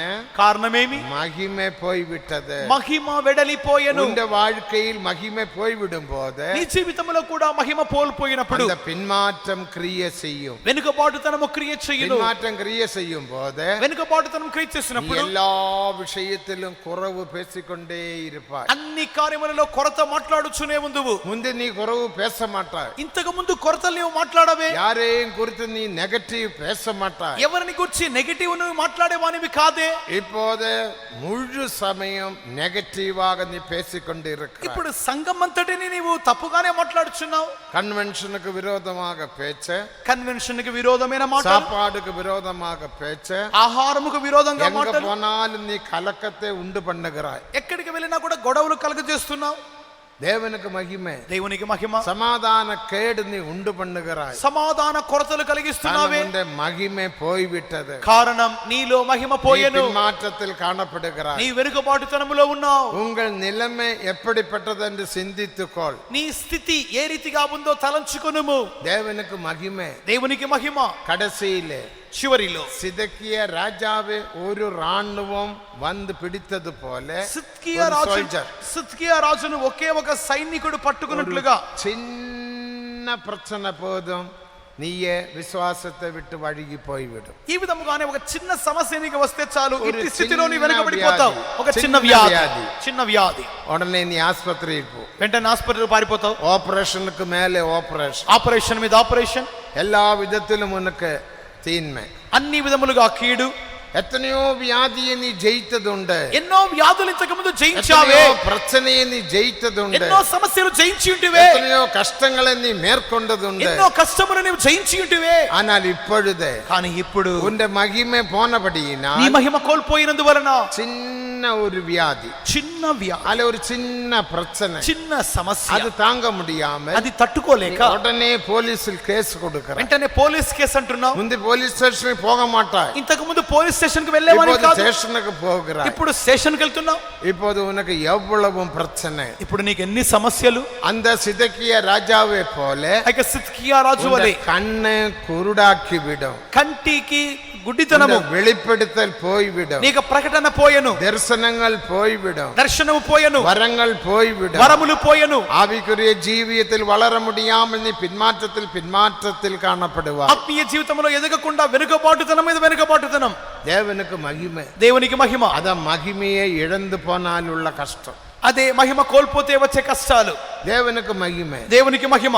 அப்ப பாபத்தினால் மகிமை இழந்து போகலாம். పాపము ద్వారా మహిమను మనం కోల్పోవచ్చును. அந்த இடத்துல நான் 4 வசனங்களை சொன்னேன். ఇక్కడ 4 వాక్యం చెప్పి ఉన్నాను. அதில் 16ஆம் வசனத்தை வாசிக்கும் போது 16వ వాక్యం చదువుచున్నప్పుడు அங்க நாம் என்ன வாசிக்கிறோம்? అక్కడేం చదువుచున్నాము? 25 புருஷர்கள் 25 మనుష్యులు தங்கள் முதுகு ஆலயத்துக்கு நேராகவும் తమ యొక్క ముఖము తమ యొక్క వీపును ఆలయముకు వైపుగా, அவரோட முதுக ஆலயத்துக்கு நேராகவும் తమ యొక్క వీపును ఆలయం వైపుగాను, அவரோட முகம் சூரியனுக்கு நேராகவும் சூரியனை வணங்கினார்கள். తమ యొక్క ముఖమును సూర్యుని వైపుగా తిప్పి సూర్య నమస్కారం చేసిరి. 25 புருஷர்கள், 25 మనుష్యులు, தேவனுக்காக வைராக்கியமாக ஜீவித்த புருஷர்கள், దేవుని కొరకు వైరాగ్యముగా జీవించిన మనుష్యులు இப்போது சூரியனை வணங்குகிறார்கள். ఇప్పుడు సూర్యుని మొక్కుచున్నారు. என்ன வசனம், ఏమి వాక్యము, என்ன தெய்வம், ఏం దైవము, என்ன இயேசு ఏంటి యేసు என்றெல்லாம் சொல்லி இப்ப முதுகு காட்டுகிறீர்கள். ఇప్పుడైతే వారు ఆ విధంగా చెప్పుచు వీపును చూపిస్తున్నారు. எல்லாத்துக்கும் விரோதமாக நீ பேசுகிறீர். అన్నిటికీ విరోధంగా మాట్లాడుతున్నావు. இப்ப முதுகு தேவாலயத்துக்கு நேராக நீ காட்டிக் கொண்டிருக்கிறாய். వీపును ఆలయం వైపుగా చూపిస్తున్నారు. 25 புருஷர்கள் சூரியனை வணங்கினார்கள், ஆராதித்தார்கள். 25 మగవారు ఆలయం సూర్యుని నమస్కరించి ఆరాధిస్తున్నారు. 1 யோவான் 5ஆம் அதிகாரம் 21ஆம் வசனத்தை நாம் வாசிக்கும் போது 1 యోహాను 5:21 నందు 1 யோவான் 5:21 1 యోహాను 5:21 பிள்ளைகளே విగ్రహங்களுக்கு విలగి உங்களை காத்துக்கொள். చిన్న పిల్లలారా విగ్రహముల జోలికి పోకుండా జాగ్రత్తగా ఉండుడి. పిల్లகளே విగ్రహங்களுக்கு విలగి உங்களை காத்துக்கொள். చిన్న పిల్లలారా విగ్రహముల జోలికి పోకుండా జాగ్రత్తగా ఉండుడి. విగ్రహారాధన நாம் செய்யலாகாது. విగ్రహారాధన మనం చేయకూడదు. தேவனுக்கு மகிமை. దేవునికి మహిమ. நீங்கள் విగ్రహారాధన செய்கிறீர்களா? మీరు విగ్రహారాధన చేస్తున్నారా? நான் சொல்லுகிறேன் டெய்லி செய்கிறீர்கள். నేను చెప్తున్నాను మీరు డైలీ చేస్తున్నారు. நீங்கள் டெய்லி விக்கிரகாராதனை செய்கிறீர்கள். మీరు ప్రతి దినము విగ్రహారాధన చేస్తూనే ఉన్నారు. இன்றைக்கு காலையிலும் கூட விக்கிரகாராதனை செய்து தான் நீங்க வந்திருக்கிறீர்கள். ఇక ఉదయకాలం ముందు కూడా విగ్రహారాధన చేసి ఇక్కడికి వచ్చారని చెప్తున్నారు. விக்கிரகாராதனை செய்வீர்களா? విగ్రహారాధన చేశారా? நீங்க சொல்ல நாங்க செய்ய மாட்டோம். మిమ్మల్ని మేము చేయమండి. நாங்கள் கல்லையும் மண்ணையும் கும்பிட மாட்டோம். మేము రాతిని మంటిని మొక్కము. கல்லே மண்ணே கும்பிடுகிற விஷயம் அல்ல சொன்னேன். రాతిని మంటిని మొక్కే విషయం నేను చెప్పట్లేదు. విగ్రహారాధన உந்த வாழ்க்கையில் உந்த ஜீவியத்தில் உண்டா? విగ్రహారాధన మీకు జీవితంలో ఉన్నదా?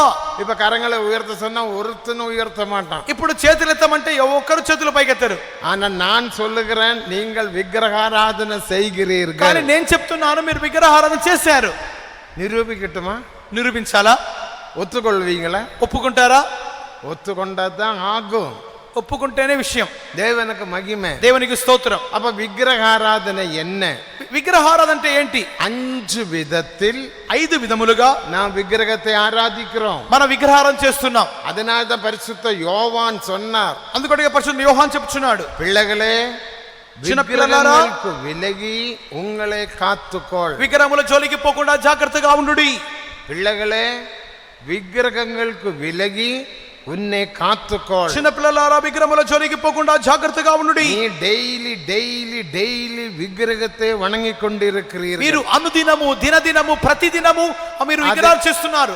எப்படி என்று நான் నిరూபிக்கிறேன். ఏ రీతిగా నిరూపించాలా? முதலாவது விக்கிரகாராதனை. మొదటి విగ్రహారాధన 1 சாமுவேல் 15ஆம் அதிகாரம் 23ஆம் வசனத்தை வாசியுங்கள். మొదటి సమూయేలు 15:23. 1 சாமுவேல் 15:23. మొదటి సమూయేలు 15:23 வாசிங்க. తిరుగుబాటు చేయుట సోది చెప్పుట అనే పాపముతో సమానము. మూర్ఖతను అగపరచుట మాయా విగ్రహము గృహ దేవతలను పూజించుటతో సమానము. இரண்டகம் பண்ணுதல் பில்லி சூனிய பாவத்திற்கும், ரெட்டகம் பண்ணுதல் பில்லி சூன்ய பாவத்திற்கும், முரட்டாட்டம் பண்ணுதல் பாருங்க, கேளுங்க, முரட்டாட்டம் பண்ணுதல் அவபக்திக்கும் விக்கிரக ஆராதனைக்கும் சரியா இருக்கிறது. பண்றீங்களா? சண்டை போடுறீங்களா? மூர்க்கத்தை கொట్లాடுతున్నారా? வீட்டில் மனைவியோட மற்றவரோட ஆபீஸ்ல சண்டை போடாதவங்க மட்டும் கரங்களை உயர்த்த சொன்னா, ఇంట్లోను భార్యతోను బంధువులతోను ఆఫీసులోను నేను కొట్లాడనే వాళ్ళు మాత్రం చేతులు పైకెత్తండి. வீட்டில் சண்டை போடுறது இல்லையா? ఇంట్లో కొట్లాడలేదా? இது என்ன டீ? ఏంటి ఇది? ఇది என்ன சாப்பாடு? ఏం భోజనం ఇది? ஒழுங்காக செய்ய தெரியாதா? బాగా చేయలేవా? நான் எவ்வளவு கஷ்டப்பட்டு வருகிறேன், ఎంత కష్టపడి వస్తున్నాను, எனக்கு ஒரு சாப்பாடு கொடுக்கறதுக்கு உனக்கு முடியறது இல்லையா? నాకు సరిగ్గా వండి కూడా పెట్టలేవా నువ్వు? உடனே மனைவி என்ன சொல்லும்? వెంటనే భార్య ఏం చేస్తుంది? என்னால் இதுதான் முடியும், నేను చేసేదంతా ఇదే, மனது இருந்தா சாப்பிடு, இல்லாவிட்ட போங்க. ఇష్టమైతే తిను లేదా పో. சண்டை வருமா வராதா? కొట్లాడ వస్తుందా రాదా? வெச்ச சாப்பாடு பறக்கும். పెట్టిన అన్నం ప్లేట్ ఎగురుతుంది. సాపాడు పరకుమా పరకాదా? టేబుల్ మీద ఉండేటువంటి భోజన పళ్ళెం ఎగురుతుందా లేదా? విజిటింగ్ పోనే, నేను ఒకసారి విజిటింగ్ వెళ్ళాను. தேவனுக்கு மகிமை, దేవునికి మహిమ. திடீர்னு எனக்கு முன்னால ప్లేట్ పరందు வருது. నా ఉన్నటువంటి తలుపు దగ్గర ఒక ప్లేట్ పరిగెత్తుచ్చి ఎగిరొచ్చి పడింది. என்னோட ప్లేట్ పరందు வருது. ఏంటి ప్లేట్ ఎగిరొచ్చిందే? కారణం పురుషన్ எடுத்து వీసేதுதான். కారణం ఏంటంటే భర్త ప్లేట్ విసిరేశాడు. என்னை பார்க்கவில்லை, నన్ను చూడలేదు ఆయన.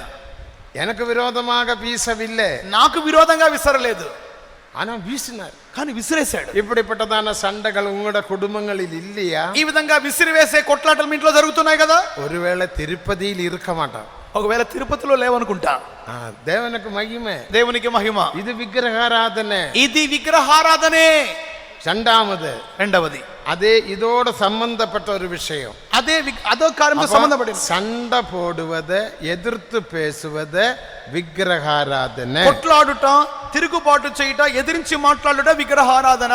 அதோடு சேர்ந்த ஒரு விஷயம், దాంతో పాటు కలిసిన ఇంకొక కార్యం, எபேசியர் 5ஆம் அதிகாரம் 18ஆம் வசனத்தை வாசிக்கும் போது ఎఫెసీయులు 5వ అధ్యాయం 18వ వాక్యమునందు அங்க நாம் என்ன வாசிக்கிறோம்? అక్కడేం చదువుతున్నాము? வாசிங்க. ఇన్- எபேசியர் మరియు మద్యముతో మత్తులై ఉండకుడి, దానిలో దుర్వ్యాపారము కలదు, అయితే ఆత్మపూర్ణులై ఉండుడి. தமிழ்ல துன்மார்க்கத்துக்கு ஏதுவான மதுபான வெறி கொள்ளாமல், துன்மார்க்கத்துக்கு ஏதுவான மதுபான வெறி கொள்ளாமல் ஆவியினால் நிரம்பி ஞானப்பாட்டுகளினாலும் கீர்த்தனங்களினாலும் கர்த்தருக்கென்று ஹிருதயத்தில் பாடி அவரை துதித்துக் கொள்ளுங்கள். அப்போ துன்மார்க்கத்துக்கு ஏதுவான மதுபான வெறி கொள்ளக்கூடாதுன்னு பரிசுத்த பவுல் எபேசு சபைக்கு சொல்லுகிறார். దుర్వ్యాపారముతో కూడిన మద్యపాన మత్తులుగా ఉండకూడని ఎఫెసీ సంఘానికి పౌలు చెప్పుచున్నాడు. 7 సభகளில் அந்த நாட்களில் 7 சபை, ஏசியா மைனரில் 7 சபை, ఆ యొక్క దినాలలో చిన్న ఆసియాలో 7 సంఘాలు முதலில் ஆரம்பித்த சபை, మొదటి సంఘములు. அதுக்கு பிறகு பரிசுத்த பவுல் 34 சபைகளை ஆரம்பித்தார். తర్వాత పరిశుద్ధుడైన పౌలు 34 సంఘాలు ప్రారంభించెను. முதலில் ஆரம்பித்த சபை தான் 7 சபை, ஏசியா மைனர் 7 சபைகள். ఆ యొక్క దినాలలో మొదటిగా ప్రారంభింపబడిన 7 సంఘాలలో చిన్న ఆసియాలో 7 సంఘాలు. எபேசு சபை, அதிలో ఒకటి ఎఫెసు సంఘము. எபேசு சபை மிகவும் மிகவும் ஆவிக்குரிய ஜீவியத்தில் வளர்ந்த முன்னேறின சபை. ఎఫెసు సంఘం అనేది ఆత్మీయ జీవితంలో మిక్కిలి అభివృద్ధి చెందిన సంఘము. அதனால அவருக்கு 4 மிஸ்டரியை குறித்து தேவன் சொன்னார். అందుకొరకే ఆ యొక్క సంఘానికి దేవుడు 4 రహస్యములు చెప్పుచున్నాడు. எபேசு சபைக்கு மட்டும் 4 மிஸ்டரிகளை வெளிப்படுத்தினார். ఎఫెసు సంఘముకు దేవుడు 4 మర్మములు చెప్పుచున్నాడు. ஒன்று தேவ சித்தத்தின் ரகசியம், మొదటిగా దేవుని చిత్తమును గురించిన మర్మము, இரண்டாவது கிறிஸ்துவின் ரகசியம், రెండవదిగా క్రీస్తు మర్మము, மூன்றாவது சபையின் ரகசியம், మూడవదిగా సంఘం యొక్క మర్మము, நாலாவது சுவிசேஷத்தின் ரகசியம். నాలుగవదిగా సువార్త మర్మము. அந்த அளவுக்கு எபேசு சபை வளர்ந்த ஆவிக்குரிய ஜீவியத்தில் முன்னேறின சபை. అంతగా ఎఫెసు సంఘం ఆత్మీయ జీవితంలో ఎదిగి ముందుకు సాగిన సంఘము. அந்த சபையாரை பார்த்து சொல்லுகிறார், ఆ సంఘస్థులతో పౌలు చెప్పుచున్నాడు, மதுபான வெறி கொள்ளாமல். మద్యపాన మత్తులుగా ఉండకుడి. அப்ப அந்த சபையார் என்ன மதுபான வெறி கொண்டார்களா? అప్పుడు ఆ యొక్క సంఘస్థులు మద్యపానం సేవించినారు అర్థము. அவர்கள் மதுபானத்துக்கு அடிமையானார்களா? వారు మద్యపానం బానిసలుగా ఉండిరా? இல்ல, కాదు. அவர் மதுபானம் குடிக்கவில்லை. వారు మద్యపానం సేవించలేదు. அப்ப మதுபானம் என்ன? అప్పుడు మద్యపానం అంటే ఏంటి? தேவனுக்கு மகிமை. దేవునికి మహిమ. நீதிமொழிகள் 20ஆம் அதிகாரம் 1ஆம் வசனத்தை படிக்கும் போது, సామెతలు 20వ అధ్యాయము మొదటి వాక్యము, நீதிமொழிகள் 20:1, సామెతలు 21. மதுபானத்தினுடைய விளக்கத்தை நாம் பார்க்கிறோம். అక్కడ మద్యపానం యొక్క వివరణ చూస్తున్నాం. திராட்சரசம் பரிகாசத்தையும் ద్రాక్షరసము వెక్కిరింతలను, மதுபானம் அமளியையும் வெளிப்படுத்துகிறது. మద్యము అల్లరి పుట్టించును. மதுபானம் அமளி, మద్యపానము అల్లరి, சண்டை, కొట్లాట, கெட்ட வார்த்தையை பேசுவது. చెడ్డ మాటలు మాట్లాడడం தேவனுக்கு மகிமை. దేవునికి మహిమ. அப்ப கெட்ட வார்த்தையை பேசுவது விக்கிரகாராதனை. చెడ్డ మాట్లాడుట విగ్రహారాధన. அதனால்தான் நம்முடைய வார்த்தைகள் சுத்தமாய் இருக்க வேண்டும் என்ற எபேசியர் 5ஆம் அதிகாரம் 4ஆம் வசனத்தில் வாசிக்கிறோம். కావున మనకి మాటలు పవిత్రముగా ఉండవని చెప్పి ఎఫెసీయులు 5:4లో చదువుచున్నాం. இவ்விதமான வார்த்தைகளை நீங்கள் பேசாமல் ஸ்தோத்திரம் செய்வதே உங்களுக்கு தகும். ఇటువంటి అనవసరమైన మాటలు మాట్లాడకుండా స్తోత్ర వచనము మాత్రమే పలకాలి. கெட்ட வார்த்தை நாம் பேசக்கூடாது. చెడ్డ మాటలు మాట్లాడకూడదు. பரியாச வார்த்தைகள் பேசக்கூடாது. విక్రింతల మాటలు మాట్లాడకూడదు. கிண்டல் வார்த்தைகளை பேசக்கூடாது. ఎగతాళి మాటలు మాట్లాడకూడదు. தமாஷை உண்டாக்கக்கூடிய வார்த்தைகள் பேசக்கூடாது. తమాషా మాటలు మాట్లాడకూడదు. வீணான வார்த்தைகளை பேசக்கூடாது. వ్యర్థమైన మాటలు మాట్లాడకూడదు. தேவனுக்கு மகிமை. దేవునికి మహిమ. நம்முடைய நாவிலே அழுக்கை நாம் மாற்ற வேண்டும். మన యొక్క నాలుకను మార్చాలి. தேவனுக்கு மகிமை. దేవునికి మహిమ. நீதிமொழிகளில் வாசிக்கும் போது 24ஆம் அதிகாரத்தில் సామెతలు 24వ అధ్యాయం నందు வெள்ளியில் இருந்து களிம்பு நீக்கிவிடு, వెండి నుండి మస్టును తీసివేయుము, அப்போது தட்டானால நல்ல உடைமை பிறக்கும். అప్పుడు కంసాలికి ఒక మంచి పాత్ర లభించును. அதே போல நாவிலே களிம்பு நாம் மாற்ற வேண்டும். ఆ విధముగానే నోటిలో ఉన్నటువంటి మస్టును తీసివేయవలెను. நாவிலே களிம்பு என்ன என்று 15ஆம் சங்கீதம் 4-5 வசனங்களில் வாசிக்கிறோம். 15వ కీర్తన 4-5 వాక్యములలో నాలుకలో ఉన్నటువంటి మస్టు ఏమిటో చెప్పబడుచున్నది. வார்த்தைகள் நாம் பேசி பழகக்கூடாது. అటువంటి మాటలు మనం మాట్లాడ మాట్లాడకూడదు. ഇതെല്ലാം വിഗ്രഹാരാധനയ്ക്ക് സമം. ఇవన్నీ విగ్రహారాధన సమములు. അതിനാൽதான் പരിശുദ്ധ യോവാൻ சொன்னார், అందుకొరకే పరిశుద్ధ యోహాన్ చెప్పుచున్నాడు, பிள்ளைகளே விக்கிரகங்களுக்கு விலகி உங்களை காத்துக்கொள். అందుకొరకే పిల్లలారా విగ్రహం జోలికి పోకుండా కాచుకొనుడి. நாமும் விக்கிரகத்துக்கு விலகி காத்துக்கொள்வோமா. మనము కూడా విగ్రహములకు జోలికి వెళ్ళకుండా நம்முடைய కాచుకొందాము. வீட்டிலும் சபையிலும் இப்படிப்பட்ட வார்த்தைகள், கிண்டல்கள், பரிகாசங்கள், சிரிப்புண்டாக்கக்கூடிய காரியங்களை நாம் ஒருபோதும் பேசி பேசி பழகக்கூடாது. కావున మనకి ఇంటిలో ఎగతాళి, అపహాస్యము, వెక్కిరింతల మాటలు మాట్లాడుచు అలవాటు పడకూడదు. சிலர் சாட்சி என்று சொல்லி எழும்புவார்கள், ஒரே சிரிப்பு தான். కొంతమంది సాక్ష్యము గంటూ లేస్తారు కానీ ఒకటే నవ్వులు. தேவ சமூகத்தில் நீ சிரிப்புண்டாக்க வேண்டாம். దేవుని సముఖములో నీవు నవ్వును కలుగ தேவ చేయకూడదు. சமூகத்தை நீ அலட்சியம் பண்ண வேண்டாம். దేవుని సముఖమును అలక్ష్యం చేయకూడదు. தேவ சமூகத்தில் பயத்தோடும் பக்தியோடும் ஆராதிப்போம். దేవుని సముఖమును భయభక్తులతో ఆరాధించుము. அதே போல உங்களுடைய வீடுகளிலும் ఆ విధముగానే మీ ఇండ్లలో பயத்தோடு நாம் ஜீவிப்போம். భయముతో జీవించాలి. சண்டையை போடாதீர்கள். కొట్లాడకూడదు. சில பிரச்சனைகள் வரும்போது சண்டைகள் போடும். కొన్ని కొట్లాడుచున్నప్పుడు, அதிகமாக பண பிரச்சனை வரும்போது தான் சண்டை போடுகிறோம். కొన్ని సమస్యలలో, డబ్బు సమస్యలలో కొట్లాటలు జరుగుతున్నవి. போதுமான அளவுக்கு பணம் இல்லாமல் வரும்போது, చాలింత డబ్బు లేకపోతే, பிள்ளைகளுக்கு ஃபீஸ் கொடுக்க பணம் இல்லாமல் வரும்போது, పిల్లలకు ఫీజు కట్టే డబ్బు లేకపోతే, வீடு கட்டும் போது பணம் இல்லாமல் வரும்போது, ఇల్లు కట్టడానికి డబ్బు లేకపోతే, இப்படிப்பட்ட சில பிரச்சனை வேளையில் உனக்கு டென்ஷன் வரலாம். ఇటువంటి సమస్యలలో నీకు కోపం రావచ్చు. அப்போது நீ சண்டையை போடக்கூடும். అప్పుడు నీవు కొట్లాడవచ్చును. டென்ஷனுக்கு நாம் இடம் கொடுக்கலாகாது. కోపానికి, టెన్షన్ కు చోటు ఇవ్వకూడదు. டென்ஷன் பாவங்களில் பெரிய பாவம். టెన్షన్, కోపం అనేది పాపాలలో పెద్ద పాపం. டென்ஷன் வரும்போது என்ன சம்பவிக்கும்? టెన్షన్ కలిగినప్పుడు ఏమవుతుంది? நம்முடைய பிரஷர் கூடும். మన యొక్క రక్తపోటు అధికమవుతుంది. டயபெட்டிஸ் கூடும். చక్కెర వ్యాధి ఎక్కువవుతుంది. பிரஷர் கூடுகிறதுனால పోటు అధికమవునందు వల్ల உன் நரம்புகள், மைண்டிலே, தலையிலே நரம்புகள் வெடிக்க கூடும். నీ యొక్క మెదడులోని నరములు పగిలి చిట్లిపోవును. தேவனுக்கு மகிமை. దేవునికి మహిమ. அதனால உனக்கு டியூமர், தலையில் டியூமர் வரக்கூடும். దాని మూలముగానే మెదడు వాపు వ్యాధి లేకపోతే நேற்றுக்கு ஒரு போன் வந்தது. ఒక ఫోన్ వచ్చింది. பையனுக்கு சுகம் இல்ல, అబ్బాయికి వ్యాధి బాగలేదు. தகப்பனார் ஒரே டென்ஷன். ఆ తండ్రి గారికి ఒకటే టెన్షన్. அவனுக்கு சுகமாச்சு. అబ్బాయికి బాగైపోయింది. டென்ஷன் எடுத்து எடுத்து எடுத்து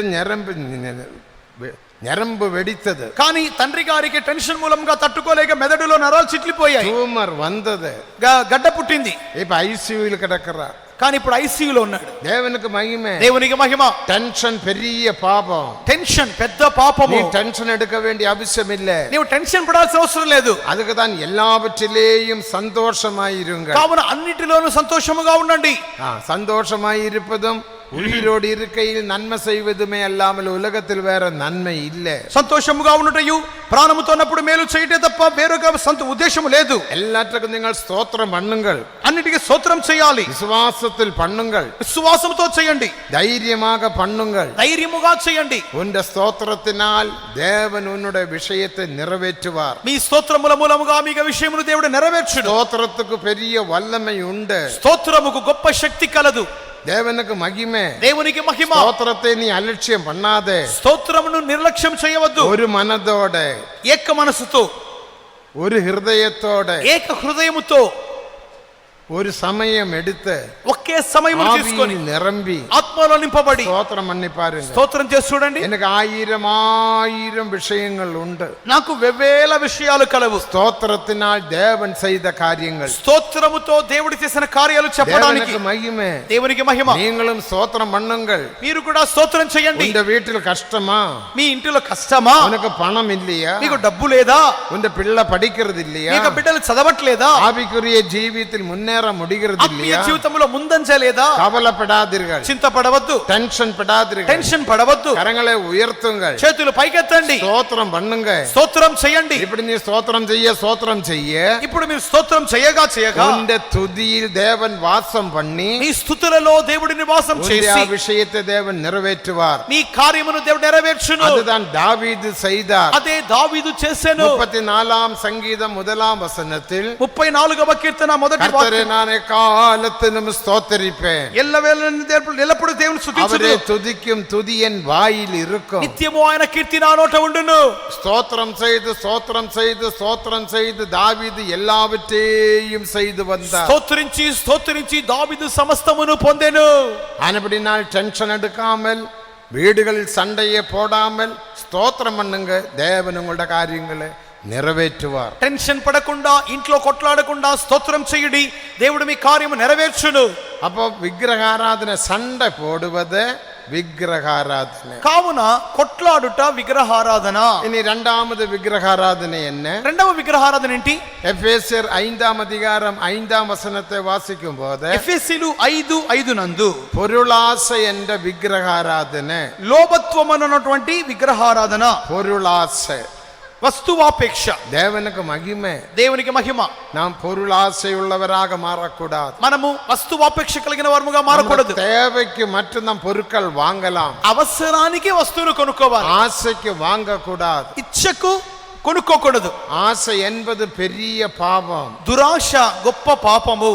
யாக்கோபு 1ஆம் அதிகாரம் 14ஆம் வசனத்தை வாசிக்கும் போது యాకోబు 1:14 నందు சுய இச்சையினால் இழுக்கப்பட்டு சிக்குண்டு நீ சோதிக்கப்படுவாய், స్వకీయ దురాశ చేత ఈడవబడి మరలు కొలపబడి చిక్కుబడుచున్నావు. இச்சையானது கர்ப்பம் தரித்து பாபத்தை பிறப்பிக்கும். దురాశ గర్భము ధరించి పాపమును కనగా பாபம் பூர்ணப்படும் போது மரணத்தையும் பிறப்பிக்கும். పాపము పరిపక్వమై మరణమును కనును. ஆயால் இப்படிப்பட்டதான மாம்சிக இச்சைகளுக்கு நாம் இடம் கொடுக்கலாக. కావున ఇటువంటి మాంసేచ్ఛలకు మనం చోటు ఇవ్వకూడదు. ஆசைகளுக்கு இடம் கொடுக்க கூடாது. ఆశేచ్ఛలకు చోటు ఇవ్వకూడదు. எனக்கு ஒரு கப்பு தேவை, నాకు ఒక కప్పు நீ కావాలి, கப்பு வாங்கலாம். కప్పు కొనొచ్చు. ஆனா கப்பு எனக்கு தேவை இல்லை. కప్పు నాకు అక్కర్లేదు. என் வீட்டில் அநேக கப்பு உண்டு. మా ఇంటిలో అనేక కప్పులు ఉన్నాయి. இப்ப கப்பு தேவை இல்லை. ఇప్పుడు నాకు కప్పు అక్కర్లేదు. ஆனா ఈ కప్పు பார்த்த போது కానీ ఈ కప్పు చూడగానే ஒரு ஆசை உண்டாயிற்று. దీని మీద నాకు ఒక దురాశ కలిగెను. 2 வீலரை பார்த்த போது ஒரு ஆசை உண்டாயிற்று. 2 చక్రాల వాహనం చూస్తున్నప్పుడు దురాశ కలుగుచున్నది. ஒரு காரை பார்த்த போது ஒரு ஆசை உண்டாயிற்று. కారు చూడగానే దురాశ కలుగుచున్నది. இனி ஒருத்தன் வீடு பார்த்த போது ஒரு ஆசை உண்டாயிற்று. ఇంకొకని ఇల్లు చూడగా నాకు దురాశ కలుగుచున్నది. இப்படிப்பட்ட ஆசையினால், ఈ దురాశ మూలంగా, இச்சையினால் ఇచ్చ మూలముగా நீ பாபம் செய்து ஜீவிக்கலாக. నీవు పాపం చేస్తూ జీవించకూడదు. சுய இச்சையினால் சிக்குண்டு நீ சோதிக்கப்படுவாய். స్వకీయ దురాశ చేత ఈడవబడి మరులు కొల్పబడి శోధింపబడుచున్నావు. பின்பு இச்சையானது கர்ப்பம் தரித்து తరువాత దురాశ గర్భము ధరించి பாவத்தை பிறப்பிக்கும். పాపమును కనగా பாவம் பூர்ணப்படும் போது పాపం పరిపక్వమై மரணத்தை பிறப்பிக்கும். మరణమును కనును. இந்த இச்சைதான் உன் வீட்டுக்குள்ள சண்டையை கொண்டு வருகிறது. ఈ దురాశయే నీ ఇంటిలో కొట్లాట తెచ్చుచున్నది. யாக்கோபு 4ஆம் அதிகாரம் முதல் 2 வசனங்களை வாசிக்கும் போது యాకోబు 4 మొదటి 2 వాక్యములలో உங்களுக்குள்ள யுத்தங்களும் சண்டைகளும் வருகிறது எதினாலே? మీలో యుద్ధములు పోరాటములు దేని నుండి కలుగుచున్నవి? உங்கள் அவயவங்களில் கிரியை செய்கிற இச்சைகளினால் அல்லவா? మీ అవయవములలో పోరాడుచున్న మీ భోగేచ్ఛల నుండియే కదా. அந்த மாம்சிக இச்சைக்கு நாம் கீழ்ப்படியாமல், இச்சைக்கு நாம் வெறுத்த இச்சையை விட்டு விடுவோமா? శరీరేచ్ఛలకు విరోధముగా మనము లేచి వాటికి విరోధముగా పోరాడి వాటిని జయించుదాం. பொருளாசை என்ற விக்கிரகாராதனை, లోభత్వము లేక వస్తువాపేక్షను విగ్రహారాధన. அந்த அப்படிப்பட்ட பொருளாசைக்கு யாரெல்லாம் அடிமைப்பட்டு இருக்கிறீர்களோ விடுதலை பெற்றுக் ఆ கொள்ளுங்கள். విధముగా వస్తువులు కొనుట విషయంలో వస్తువాపేక్షకు బానిసలుగా ఉన్నవారు వదిలిపెట్టుడి. మూడవదిగా எசேக்கியேல் 33ஆம் அதிகாரம் 31ஆம் வசனத்தின்படி యేస్కేలు 33:31 ప్రకారం அங்க என்ன வாசிக்கிறோம்? అక్కడ ఏం చదువుతున్నాం? வழக்கத்தின்படி அவர்கள் எல்லாரும் உன் ஜனங்களைப் போல என் சமூகத்தில் கூடியிருக்கிறார்கள். నా జనులైనట్టు వారుగా వారు అలవాటు ప్రకారముగా నా ఎదుగు వచ్చుచున్నారు.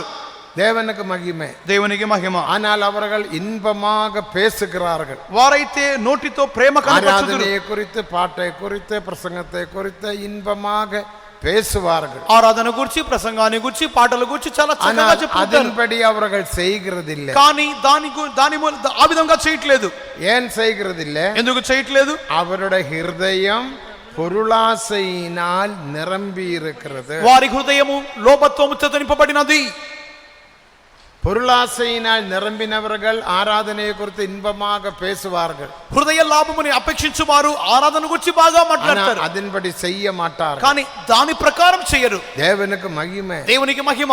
அது அவருடைய ஹிருதயத்தில் பொருளாசை. అది వారి హృదయములోని వస్తువాపేక్ష. இந்த பொருளாசை ఏదే வெளிப்படுத்துகிறது? ఈ యొక్క వస్తువాపేక్ష దేని బయలుపరుచున్నది? మాయమాల జీవియం. వేషధారణతో కూడిన జీవితం. మాయమాల జీవియం. వేషధారణతో కూడిన జీవితం. మాయమాల జీవియத்தை தேவன் வெறுக்குகிறார். వేషధారణతో కూడిన జీవితాన్ని దేవుడు ద్వేషిస్తున్నాడు. முன்னுக்கு ஒரு பேச்சு, பின்னுக்கு வேற பேச்சு. ముందొక మాట వెనకొక మాట. మాయమాల జీవియం. వేషధారణతో కూడిన జీవితం. అదొரு విగ్రహారాధనే. అది కూడా విగ్రహారాధనే. పిల్లகளே, విగ్రహங்களுக்கு విలగి కాத்துకోள். చిన్న పిల్లలారా విగ్రహముల జోలికి పోకుండా జాగ్రత్తగా ఉండుడి. ఇని నాలామది విగ్రహారాధన. ఇక మీదట నాలుగో విగ్రహారాధన. మత్తయి 10వ అధికారం 37, 38, 39 వచనங்களை వాసిக்கும்போது మత్తయి సువార్త 10వ అధ్యాయం 37 మొదలుకొని 39 వరకు தேவனை பார்க்கிலும் எதை நாம் அதிகமாக நேசிக்கிறோமோ அது நமக்கு விக்கிரகம். దేవుని కంటే అధికముగా దేనైతే ప్రేమించుచున్నామో అది మనకు ఒక విగ్రహారాధన. 37వ వచనத்தில் தாயை பார்க்கிலும் தகப்பனை பார்க்கிலும் 37వ వాక్యములో తల్లి కంటే తండ్రి కంటే అధికముగా 38వ వచనத்தில் பிள்ளைகளை பார்க்கிலும் 38వ వాక్యములో తనగా పిల్లల కంటే 39వ వచనத்தில் தன் ஜீவனை பார்க்கிலும் 39వ వాక్యములో తనగా ప్రాణము కంటే என்னை பார்க்கிலும் அதிகமாக உன் ஜீவனை நேசித்தால் அது உனக்கு விக்கிரகம். నాకంటే నీ ప్రాణమును అధికముగా ప్రేమించావా అది నీకు విగ్రహారాధన. என் சிலுவையை எடுத்து என்னை பின்பற்றி வா. నా యొక్క సిలువను మోసుకొని నన్ను వెంబడించుము. ஆகையால் தேவனை பார்க்கிலும் அதிகமாக எதையும் நேசிக்காதீர்கள். దేవుని కంటే అధికముగా దేవుని ప్రేమించకుడి. பிள்ளைகளை நாம் நேசிக்க வேண்டும். నేను పిల్లలను ప్రేమించాలి. தேவனை பார்க்கிலும் அதிகமாக நேசிக்க கூடாது. దేవుని కంటే అధికముగా నేను ప్రేమించకూడదు. இன்னைக்கு நம்முடைய பிள்ளைகள் எல்லாம் எங்கே? ఇక్కడ ఈ దినాల మనకి పిల్లలు ఎక్కడున్నారు? உங்கள் பிள்ளைகள் எல்லாம் எங்கே? మీ పిల్లలతో ఎక్కడున్నారు? எல்லாரும் ஆராதனைக்கு మీ வந்திருக்கிறார்கள். పిల్లలు ఇప్పుడు ఇక ఆరాధనలో ఉన్నారా? அவருடைய விருப்பத்திற்கு நீ விட்டு கொடுக்கிறாய். లేదంటే వాళ్ళ ఇష్ట ప్రకారం వదిలేస్తున్నారా? இந்த பிள்ளையோட விருப்பத்தின்படி நீ விட்டு கொடுக்கிறாய். నీ పిల్లల ఇష్ట ప్రకారముగా వాళ్ళకి இந்த వదిలేస్తున్నారా? பிள்ளையோட விருப்பத்துக்கு ஏற்ற பணத்தை நீ கொடுக்கிறாய். వాళ్ళకు కోరిన ప్రకారంగా డబ్బులు చేతికి ఇస్తున్నారు. இந்த பிள்ளைக்கு ஏற்ற வஸ்திரத்தை நீ வாங்கி கொடுக்கிறாய். వాళ్ళు కోరుకున్న ప్రకారంగానే బట్టలు కొనిస్తున్నారు. ஆனா அவன் தேவ சமூகத்தில் வருகிறானா இல்லையா என்று நீ சிந்திக்கிறது இல்லை. కానీ వాళ్ళు దేవుని సన్నిధానానికి వస్తున్నారా లేదా అని తలచుట్లేదే. அவன் உன்னுடைய குடும்ப ஜெபத்தில் குடும்பத்தில் இருக்கிறானா இல்லையா என்று நீ சிந்திக்கிறது இல்லை. వారు కుటుంబ ప్రార్థనలో కూర్చుంటున్నారా లేదని పట్టించుకోవట్లేదే. சில பெற்றோர்கள் என்ன சொல்லுவார்கள்? కొంతమంది తల్లిదండ్రులు ఏమంటున్నారు? அவன் தனிமையாக ஜெபிக்கிறான். వాడు ఒంటరిగా ప్రార్థిస్తున్నాడు. தனிமையாக தன் ரூமில் இருந்து ஜெபித்து கொண்டே இருக்கிறான். వాడు తన రూమ్ లో ఏకాంతంగా ప్రార్థిస్తున్నాడు. தேவனுக்கு மகிமை. దేవునికి మహిమ. இப்படிப்பட்ட பொய்யின் அடைக்கலத்தை நீ கட்டலாகாத. ఈ విధముగా అబద్ధమైనటువంటి ఆశ్రయ దుర్గాలు కట్టకూడదు. உன் பிள்ளைகள் உன்னோடு கூட காணப்பட வேண்டும். నీ బిడ్డలు నీతో ఉండాలి. 128ஆம் சங்கீதத்தில் என்ன வாசிக்கிறோம்? 128వ కీర్తనలో చదువుతున్నాం. கர்த்தருக்கு பயந்து அவருடைய வழிகளில் நடக்கிற மனுஷன் பாக்கியவான். యెహోవాకు భయపడి ఆయనకు మార్గము నడుచువాడు ధన్యుడు. அவனுடைய கையின் பிரயாசத்தை அவன் சாப்பிடுவான். அவனுக்கு பாக்கியமும் நன்மையும் உண்டாகும். చేతుల కష్టార్జితం అనుభవించును ధన్యుడు మేలు కలుగును. உன் வீட்டோரங்களில் காணப்படுகிறதான திராட்சை செடியை போல உன் மனைவி காணப்படுவார். నీ లోగిట నీ భార్య ఫలించు ద్రాక్షవల్లి వలె ఉండును. பிள்ளைகள் ஒலிவு மர கன்றுகளை போல காணப்படுவார்கள். పిల్లలు ఒలివ మొక్కల వలె ఉందురు. இவ்விதமாக கர்த்தருக்கு பயப்படுகிறதான குடும்பம் பிள்ளைகள் ஆசீர்வதிக்கப்படுவார். ఈ విధముగా యెహోవా యందు భయభక్తులు కలిగిన పిల్లలను కుటుంబం ఆశీర్వదింపబడును. உங்கள் வளர்ந்த பிள்ளைகள் எல்லாம் எங்கே? ఇప్పుడు మీ ఎదిగిన బిడ్డలు ఎక్కడ? கூட்டத்துக்கு வந்திருக்கிறாரா? ఈ కూటానికి వచ్చారా? நீங்க கூட்டத்துக்கு வந்தீர்கள். మీరు కూటానికి వచ్చారు. எப்படியாகிலும் கர்த்தரோட வருகையில் போக வேண்டும். ఏ విధంగానైనా పరలోకానికి உன் பிள்ளைகள் போக வேண்டாமா? మీ పిల్లలు వెళ్ళనక్కర్లేదా? உன் பிள்ளைகள் கர்த்தரோட வருகையில் போக வேண்டாமா? మీ పిల్లలు ప్రభు రాకడకు వెళ్ళనక్కర్లేదా? இவ்விதமாக அவர்களை நான் ஆசீர்வதிப்பேன். ఈ రీతిగా వారిని నేను ఆశీర్వదించుదును. தேவனுக்கு மகிமை. దేవునికి మహిమ. உன் பிள்ளைகள் ஒலிவு மர கன்றுகளை போல காணப்பட வேண்டும். నీ పిల్లలు ఒలివ మొక్కల వలె ఉండాలి. உன் மனைவி திராட்சை செடியை போல வீட்டோரங்களில் காணப்படுகிற திராட்சை செடியை போல காணப்பட வேண்டும். నీ యొక్క భార్య నీ యొక్క లోగిట ద్రాక్షవల్లి వలె ఉండవలెను. கர்த்தருக்கு பயந்து அவருடைய வழிகளில் நடந்தால் தேவன் உன்னை ஆசீர்வதிப்பார். యెహోవాకు భయపడి ఆయన మార్గములో నడుచుకున్నట్లయితే దేవుడు அதிகமாக ఆశీర్వదించును. பிள்ளைகளை நேசிக்காதீர்கள். అధికముగా బిడ్డలను ప్రేమించకుడి. தேவனை பார்க்கிலும் அதிகமாக பிள்ளைகளை நேசிக்காதீர்கள். దేవుని కంటే అధికముగా పిల్లలను ప్రేమించకుడి. அந்த சகோதரி சாட்சி சொன்னது போல అయితే సహోదరి సాక్ష్యం చెప్పిన రీతిగా டெய்லி உண்ட பிள்ளைகள் உனக்கு முன்னாக ஒரு வசனத்தை சொல்ல வேண்டும். ప్రతి దినము నీ బిడ్డలు నీకు ఒక వాక్యాన్ని ఒప్పించాలి. சண்டே ஸ்கூல் வசனத்தை சொல்லி கொடுங்கள். సండే స్కూల్ వాక్యాలు వారికి బోధించండి. இன்னைக்கு நம்முடைய சண்டே ஸ்கூல்ல ఇక దినాలు మనకి సండే స్కూల్లో 11ஆம் வகுப்பு படித்து முடித்தால் 11వ తరగతి చదివి ముగిస్తే எத்தனை வசனங்கள் படிக்கலாம்? ఎన్ని వాక్యములు చదువుకోవచ్చును? உங்களுக்கு தெரியுமா? మీకు తెలుసా எத்தனை வசனம் படிக்க முடியும்? ఎన్ని వాక్యములు చదువుకొంచును? 170 வசனம் படிக்கலாம். 170 వాక్యములు చదువుకోవచ్చు. அருமையான வசனங்கள். మంచి వాక్యములు. அப்படிப்பட்ட வசனங்களை சொல்லி கொடுங்கள். అటువంటి వాక్యములు చెప్పించుడి. அந்த வசனம் அவர்களை பாதுகாக்கும். ఆ వాక్యములు వారిని కాపాడును. அந்த வசனம் அவரை நடத்தும். ఆ వాక్యములు వారిని నడిపించును. அவர்கள் பேதகளாய் இருந்தாலும் వారు మూడులుగా ఉన్నప్పటికీ திசை கெட்டு போகாமல் వారు మార్గము తప్పరు. தேவன் அவர்களை ஆசீர்வதிப்பார். దేవుడు వారిని ఆశీర్వదించును. தேவனுக்கு மகிமை. దేవునికి మహిమ. நான் பாம்பேயில் இருக்கும் போது నేను బాంబేలో ఉన్న దినాల్లో மிகவும் ஏழை குடும்பத்தில் பட்டதான பிள்ளைகள், అక్కడ బీదలైన కుటుంబ పిల్లలు, அவங்களுக்கு இந்த வசனத்தை சொல்லி கொடுத்தேன். వారికి వాక్యములు చెప్పించి ஸ்தோத்திரம் பண்ண பழக்கினேன். స్తోత్రం చేయుటకు నేర్పించినాను. படிக்கிறதுக்கு புத்தி இல்லாதவங்க, చదవడానికి బుద్ధి లేకపోయాను, தாய் தகப்பனும் கூலி வேலை செய்யறவங்க, తల్లిదండ్రులు కూలి పని చేసుకునే వాళ్ళు, அவங்களுக்கு ஒன்றும் சொல்லிக் கொடுக்க தெரியாது. వారికి పిల్లలకు చెప్పడానికి ఏమీ లేదు. ஆனால் இந்த பிள்ளைகள், కానీ ఇక బిడ్డలు 5 பிள்ளைகள் 5 బిడ్డలు கீழ்ப்படிந்த లోబడి வசனத்தை படித்தார்கள், వాక్యములు చదువుకున్నారు, ஸ்தோத்திரம் செய்தார்கள். స్తోత్రం చేశారు. கடைசியில் பாருங்க, చివరికి చూడండి, ஒரு டியூஷனும் இல்லாமல் ఒక్క ట్యూషన్ కూడా లేకుండా +2 முடித்த, +2 ముగించి, பிகாம் முடித்த, బీకామ్ ముగించి, MBA முடித்த MBA ముగించి 5 பேரும் இன்றைக்கு ICICI பேங்கில் வேலை. 5 ఈ దినమందు ICICI బ్యాంకులో పని. இது பொய்யல்ல, ఇది అబద్ధమేం కాదు, உண்மையான சத்தியம். నిజమైన కార్యం. தேவனுக்கு மகிமை. దేవునికి మహిమ. ஆ பிள்ளைகளுக்கு டியூஷன் இல்ல. ఆ బిడ్డలు ట్యూషన్ కు పోలేదే. ஞாயிற்றுக்கிழமை உன் பிள்ளை எங்க? ఆదివారం నీ బిడ్డ ఎక్కడ? டியூஷனுக்கு போச்சு. ట్యూషన్ కి వెళ్ళింది. டியூஷன் இல்லாமல் வளர முடியாதா? ట్యూషన్ లేకుండా పెంచలేరా మీరు? இந்த பிள்ளைகளை பாருங்கள், ఈ బిడ్డలను చూడండి, 7 பிள்ளைகள், బీద బిడ్డలు, 2 మరాఠీ పిల్లகள், 2 మరాఠీ బిడ్డలు, மற்றும் 3 సౌత్ పిల్లகள், 3 దక్షిణ ఇండియా బిడ్డలు. தேவனுக்கு மகிமை. దేవునికి మహిమ. அவங்க கீழ்ப்படிந்த வசனத்தை படித்தார்கள். వారు లోబడి వాక్యాలు నేర్చుకున్నారు. அந்த 370 వசనం என்னுடைய మొబైల్ உண்டு. ఇక 370 వాక్యాలు ఇప్పుడు నా మొబైల్లో ఉన్నాయి. సారీ, 170 அல்ல, 370 వசனம். 170 కాదు, அத்தனை வசனங்கள் நான் வைத்திருக்கிறேன். అన్ని వాక్యాలు నా ఫోన్ లో ఉన్నాయి. பிள்ளைகள் வந்து வசனங்கள் சொல்லுவார்கள். ఆ యొక్క పిల్లలు ఇక వాక్యములు చెప్పుదురు. அது உண்மையா பொய்யா என்று அறியும்படிக்கு நான் வச்சிருக்கிறேன். నేను ఆ యొక్క బిడ్డలు చెప్పేది తప్ప నిజం చెప్తున్నారని చెప్పి வசனத்தை சொல்லி கொடுங்க. వాక్యాలు బోధించండి. வசனத்தை అలక్ష్యం பண்ணாதே. వాక్యాలు నిర్లక్ష్యం చేయొద్దు. இன்றைக்கு பெற்றோர்கள் என்ன சொல்லுகிறார்கள்? దినాల్లో తల్లిదండ్రులు ఏం చెప్తున్నారు? வசனத்தை படித்தால் என்ன பிரயோஜனம்? వాక్యం చదివితే వచ్చే లాభం ఏంటి? வசனத்தை படித்தால் வேலை கிடைக்குமா? వాక్యాలు చదివితే ఉద్యోగం దొరుకుతుందా? வசனம் படித்தால் பணம் கிடைக்குமா? వాక్యాలు నేర్చుకుంటే డబ్బు దొరుకుతుందా? வசனம் படித்தால் பணமும் கிடைக்கும், வேலையும் கிடைக்கும், பரலோகம் கிடைக்கும். వాక్యాలు చదువుకుంటే డబ్బు దొరుకుతుంది, ఉద్యోగము దొరుకుతుంది, పరలోకము దొరుకుతుంది. தேவனுக்கு மகிமை. வசனத்தை அலட்சியம் பண்ணாதே. ప్రియమైన వారలారా, వాక్యాలు నిర్లక్ష్యం చేయొద్దు. நீ பாபம் செய்யாத படிக்க, నీవు పాపం చేయకుండానట్లు 119 சங்கீதம் 11 வசனத்தின்படி 119వ కీర్తన 11వ వాక్య ప్రకారం நான் உமக்கு விரோதமாக பாபம் செய்யாத படிக்க உமது வார்த்தையை எனக்குள் வைத்து வைத்தேன். నీ ఎదుట నేను పాపం చేయకుండానట్లు నా హృదయంలో నీ వాక్యం ఉంచుకొని ఉన్నాను. தேவ ஜனமே, దైవ జనమా, தேவனை பார்க்கலாம், దేవుని కంటే, வசனத்தை பார்க்கலாம், వాక్యము కంటే அதிகமாக உங்களோட பிள்ளைகளை நேசிக்காதீர்கள். అధికముగా మీ బిడ్డలను இந்த ప్రేమించండి. சின்ன பிள்ளைகளுக்கெல்லாம் வசனங்கள் சொல்லி கொடுங்க. చిన్న బిడ్డలకు మీ వాక్యాలు బోధించండి. வராமல் படிக்கட்டும். కంటతగా నేర్చుకోవాలి. தேவனுக்கு மகிமை. దేవునికి మహిమ.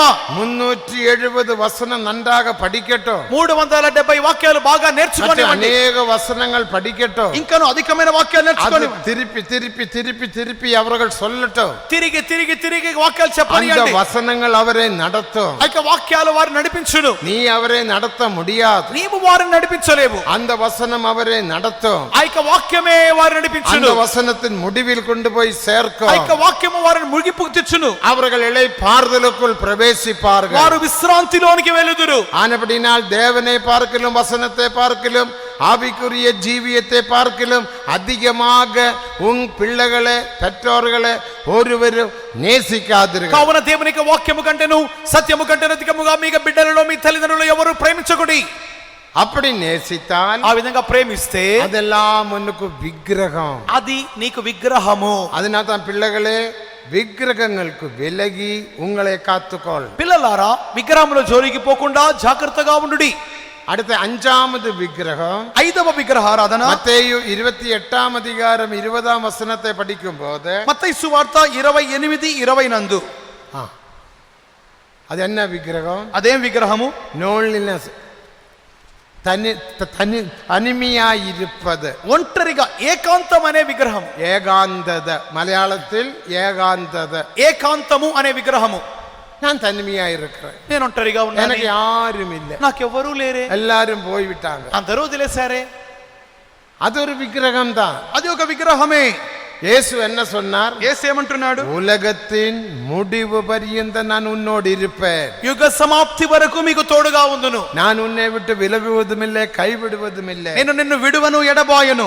నినకు ఆరుమిల్లే என்று நீ எப்படி சொல்லலாம்? నాకు ఎవరు లేరని ఏ విధంగా చెప్పగలను? అదొரு విగ్రహం தான். అది ఒక విగ్రహమే. ஆகையால் அந்த விக்கிரக ஆராதனையை விட்டு விடுங்கள். కావున ఇక విగ్రహాలను వదిలిపెట్టండి. எனக்கு இயேசு உண்டு, నాకు యేసు ఉన్నాడు, எனக்கு ஒரு அபிஷேகம் உண்டு, నాకు అభిషేకం ఉంది, எனக்கு பரிசுத்தவான்களும் பரிசுத்தவான்களின் ஐக்கியமும் உண்டு, నాకు పరిశుద్ధులను పరిశుద్ధుల సహవాసం ఉన్నది. தேவன் என்னை கைவிட மாட்டார், దేవుడు నన్ను చెయ్యి వదలడు. தேவனுக்கு மகிமை. దేవునికి మహిమ. ஆனபடினால் லோன்லினஸ், ஏகாந்தத, தனிமையாய் இருப்பது என்ற எண்ணத்தை விட்டு விடுங்கள். அது விக்கிரக ஆராதனை. ఏకాంతమైనటువంటి ఎవరు లేరనే భావాన్ని వదిలిపెట్టండి. தேவனுக்கு மகிமை. దేవునికి మహిమ. இப்படிப்பட்டதான விக்கிரக ஆராதனையினால் தேவனுடைய மகிமை நம்மை விட்டு இழந்து போய்விடும். ఇట్టి విగ్రహారాధన మూలముగా దేవుని మహిమ మనల్ని వెడలిపోవును. கடைசியாக இந்த மகிமையை பெற்றுக்கொள்வது எப்படி? చివరిగా ఇక మహిమను పొందుకొనుట ఏ రీతిగా? அதோட நான் இந்த விஷயத்தை முடிக்கிறேன். దాంతో ఇక విషయాన్ని ముగిస్తున్నాను. மகிமையை பெற்றுக்கொள்வது எப்படி? మహిమ పొందుట ఏ రీతిగా? முதலாவது சிந்தித்தது மகிமையினால் உள்ள ஆசீர்வாதம். మొదటిగా తలంచినది మహిమలోని ఆశీర్వాదము. மகிமை இருந்தால் எந்த வல்லமையும் உன்னை மேற்கொள்ள முடியாது. నీలో మహిమ ఉంటే ఏ శక్తియు నిన్ను జయించలేదు. எந்த வல்லமையும் மேற்கொள்ள முடியாது. ఏ శక్తియు నిన్ను జయించలేదు. தேவனுக்கு மகிமை. దేవునికి మహిమ. எனக்கு எத்தனையோ அனுபவங்கள் உண்டு. నాకు ఎన్నో అనుభవాలు కలవు. மகிமை இருந்தால் மேற்கொள்ள முடியாது. మహిమ ఉంటే జయించలేదు. ஆலயத்தில் மகிமை இருந்தபடி நான் నెబుకద్నెజర్ రాజా ఎరుసలేమే మేర్కొల్లవిల్లే. ఆలయములో మహిమ ఉన్నంత వరకు నెబుకద్నెజర్ రాజు యెరూషలేమును జయించలేకపోయాను. இரண்டாவது சிந்தித்தது మహిమ ఎడందు పోనాలుள்ள నష్టం. రెండవదిగా తలంచినది మహిమ కోల్పోవటం మూలముగా కలిగిన నష్టములు. మహిమ పోయివిட்டால் சத்துருக்கள் நம்மை மேற்கொள்வார்கள். మహిమ కోల్పోయినట్లయితే శత్రువులు మనం జయించును. பாவம் நம்மை மேற்கொள்ளும். పాపము జయించును. தேவனுக்கு மகிமை. దేవునికి మహిమ. அதனால நம்முடைய வாழ்க்கையில் பெரிய பிரச்சனைகள் போராட்டங்கள் உண்டாகும். దాని మూలముగా మనకి జీవితంలో పోరాటములు కష్టములు కలుగును. மூன்றாவது இப்போது சிந்திக்க போகிறது, మూడవదిగా ఇప్పుడు ధ్యానించబోతున్నది இந்த மகிமையை எப்படி பெற்றுக்கொள்ளலாம்? ఈ యొక్క మహిమను ఏ రీతిగా పొందుకుందాము? மகிமையை பெற்று மகிமையை பெற்று மகிமையை பெற்று மகிமையில் நாம் வளர வேண்டும். మహిమను పొందుకొని మహిమలో ఎదగాలి. 2 కొరింథీయర్ 3వ అధికారం 18వ వచనத்தை వాసిக்கும் போது 2వ కొరింథీయులు 3వ అధ్యాయము 18వ மேல் மகிமையில் வளர்ந்து மறு ஒப்பிடுவோம். మహిమ నుండి అధిక మహిమను పొందొచ్చు, రూపాంతరపరచబడదుము. ஒவ்வொரு நாளும் மகிமையை பெற்று பெற்று பெற்று பெற்று பெற்று நாம் ஜீவிக்க வேண்டும். ఒక్కొక్క దినమందు మహిమను పొందుచు జీవించాలి. துவக்கத்திலே சொன்னேன், ప్రారంభములో చెప్పితిని, அபிஷேகத்தினால் நமக்கு மகிமை உண்டாகும். అభిషేకం ద్వారా మనకు మహిమ ఉన్నది. தான் ஒவ்வொரு கூட்டத்திலும் ஆவியில் நிரப்ப தேவன் நமக்கு உதவி செய்கிறார். అందుకొరకే ఒక్కొక్క కూటములోను ఆత్మలో నింపబడుటకు దేవుడు సహాయం చేయుచున్నాడు. நேற்றுக்கு நான் சொன்னது போல నేను చెప్పిన రీతిగా நமது சபையிலெல்லாம் 60 நாள் 50 நாள் 40 நாள் ஒரு மாசம் அளவுக்கு காத்திருப்பு கூட்டம் நடைபெறும். ముందటి దినములో మనకి సంఘములలో 60 50 40 30 ఒక నెల దినములు ఈ విధంగా కొనసాగించి కనిపెట్టు కూటాలు జరుగుతాయి. ஒரு வாரத்தை காத்திருப்பு கூட்டம் பாஸ்டர் சீஜோன் நடத்துவார்கள். ஒரு வாரம் పాస్టర్ సీజాన్ గారు ఒక్క వారం కనిపెట్టి కూటాలు జరిపించేవారు. நானும் ஒரு வாரம் கூட்டம் நடத்திக்கொண்டே இருக்கும். నేను కూడా ఒక్క వారం జరిపించు. அபிஷேகம் முக்கியம். అభిషేకం ముఖ్యము. அது சத்தம் போடுகிற பகுதி அல்ல. అది శబ్దం మాత్రమే చేసే భాగం కాదు. அபிஷேகத்தினால் நமக்குள்ள இருக்கிற மகிமை வளருகிறது. మనలో అభిషేకం ద్వారా మహిమ ఎదుగుచున్నది. அபிஷேகத்தினால் அடிமனும் நுகத்தடியே முறியடிக்கலாம். అభిషేకం ద్వారా దాస్యపు కాడులు విరగొట్టబడును. அபிஷேகத்தினால் 75 ஆசீர்வாதங்கள் பெற்றுக்கொள்ளலாம். అభిషేకం మూలముగా 75 ఆశీర్వాదాలు పొందవచ్చును. தேவனுக்கு மகிமை. దేవునికి మహిమ. அபிஷேகத்தினால் ஆறுதல். అభిషేకం మూలంగా அபிஷேகத்தினால் இளைப்பாறுதல். అభిషేకం మూలం విశ్రాంతి. அபிஷேகத்தினால் தேவன்பு. అభిషేకం మూలంగా దేవుని ప్రేమ. அபிஷேகத்தினால் நீதி. అభిషేకం మూలంగా నీతి. அபிஷேகத்தினால் சமாதானம். అభిషేకం మూలంగా సమాధానం. அபிஷேகத்தினால் சந்தோஷம். అభిషేకం ద్వారా సంతోషం. அபிஷேகத்தினால் விடுதலை. అభిషేకం ద్వారా విడుదల. அபிஷேகத்தினால் வேற மனுஷ மனுஷனாக மாற்றப்படலாம். అభిషేకం ద్వారా వేరొక మనుషునిగా మారవచ్చును. அபிஷேகத்தினால் இருதயத்தை மாற்றுவார். అభిషేకం వలన హృదయము మారును. அபிஷேகத்தினால் வரங்களை பெற்றுக்கொள்ளலாம். అభిషేకం ద్వారా వరాలు పొందవచ్చును. இப்படி 75 ஆசீர்வாதங்கள் பெற்றுக்கொள்ளலாம். ఈ విధంగా 75 ఆశీర్వాదాలు పొందగలం. அதில் ஒரு ஆசீர்வாதம் தான் மகிமையில் இருந்து மகிமைக்கு நாம் வளருவோம். అందులో ఒక ఆశీర్వాదమే మహిమ నుండి అధిక మహిమ.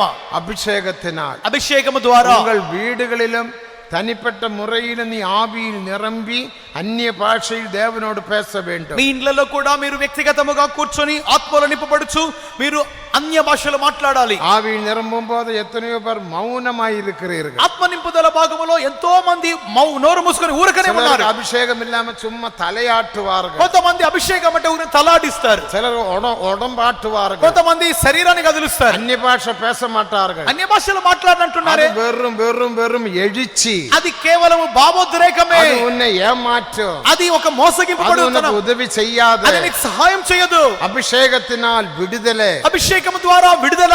தேவனுக்கு மகிமை. దేవునికి మహిమ. நீ வியாதியோட வந்திருக்கலாம். నీవు వ్యాధితో వచ్చి ఉండవచ్చు. பிரச்சனையோட வந்திருக்கலாம். సమస్యతో వచ్చి ఉండవచ్చు.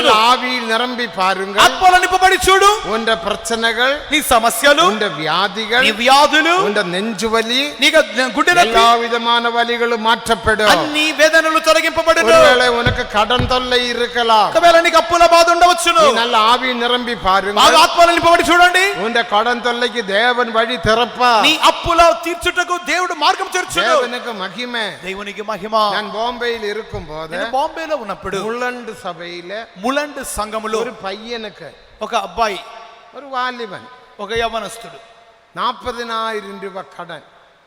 40,000 అప్పు.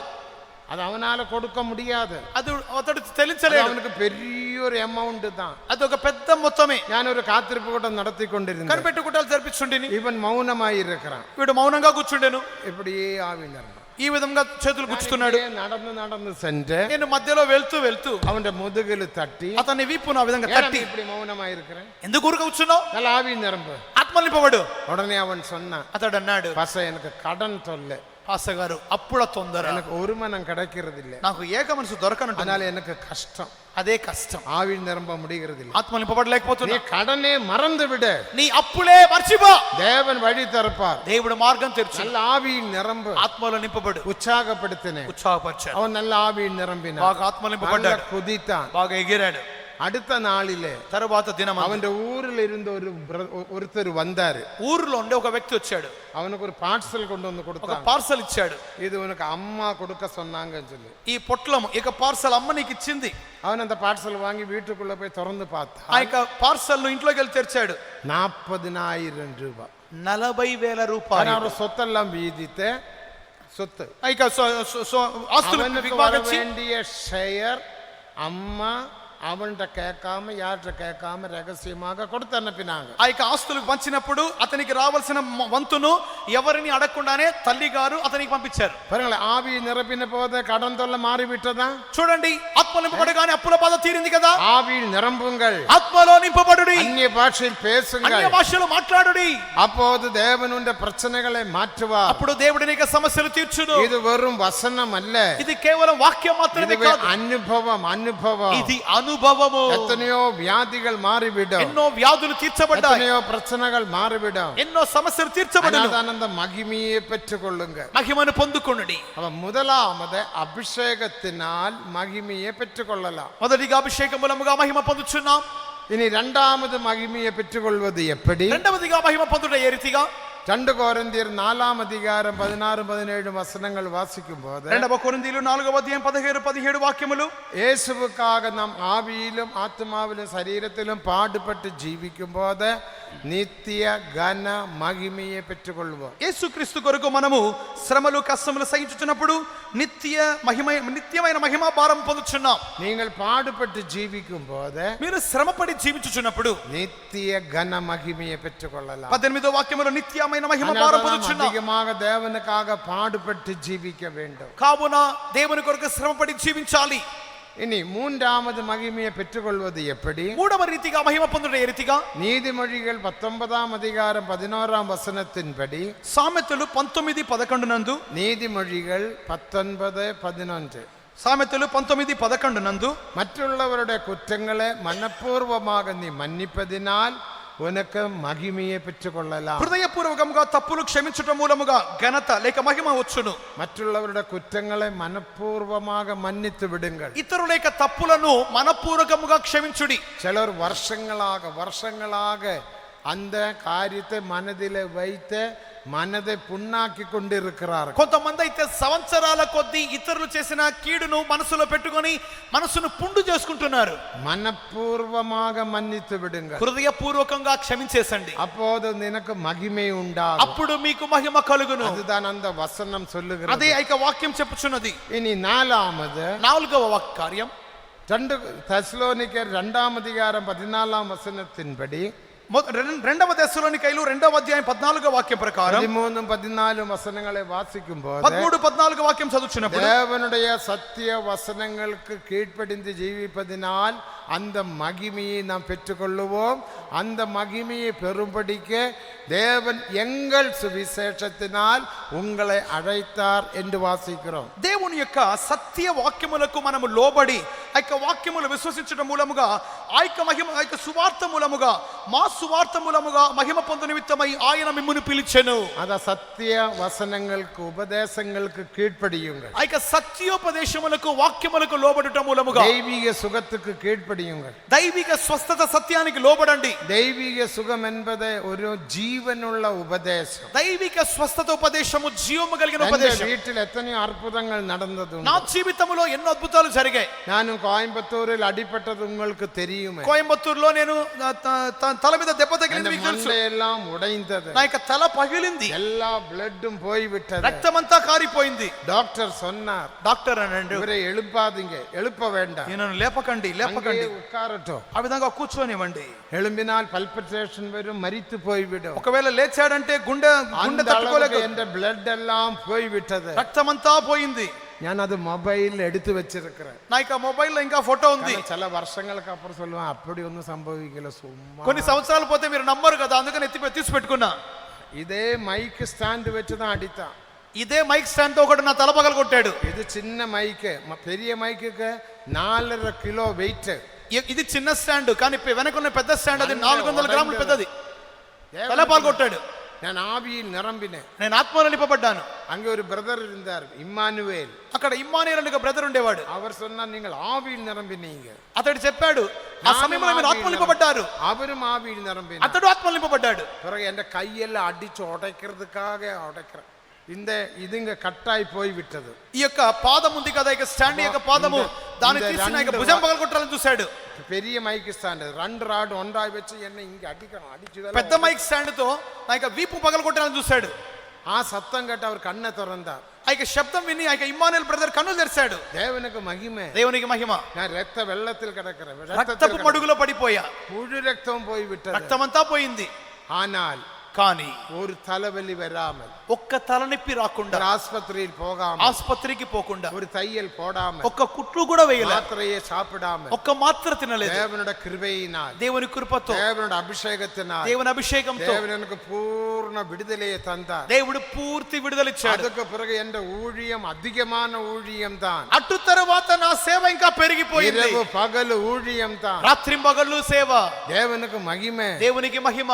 ஆனபடினால் சத்தியத்துக்கு கீழ்ப்படியுங்கள். కావున సత్యముకు లోబడుడి. தெய்வீக சுகத்துக்கு கீழ்ப்படியுங்கள். దైవిక స్వస్థతకు లోబడుడి. கிறிஸ்துவுக்காக பாடுபட்டு ஜீவிப்போம். క్రీస్తు కొరకు శ్రమపడి జీవించదము. முற்றிலும் பரிசுத்தமாக்கப்படுதல் உபதேசத்துக்கு கீழ்ப்படியுங்கள். సంపూర్ణముగా పరిశుద్ధపరచబడి ఉపదేశానికి లోబడుదాం. அப்படி நாம் ஜீவித்து ఆ విధంగా జీవించి மகிமையில் வளர்ந்து మహిమలో ఎదిగి அந்த மகிமையினால் மகிமையை இயேசுவை போல மாற்றப்படலாம். మహిమ నుండి అధిక మహిమకు ఎదిగి యేసువలే మార్చబడుదము. இயேசுவை போல மாறலாம். యేసువలే அந்த మారుదము. மகிமையில் இயேசு வெளிப்படும் போது మహిమలో యేసు அந்த ప్రత్యక్షమైన மகிமையில் நாமும் பிரவேசி. ఆ యొక్క మహిమలో మనం நம்முடைய ప్రవేశించుదాము. கண்களை மூடுவோமா? కన్నులు మూసుకుందామా?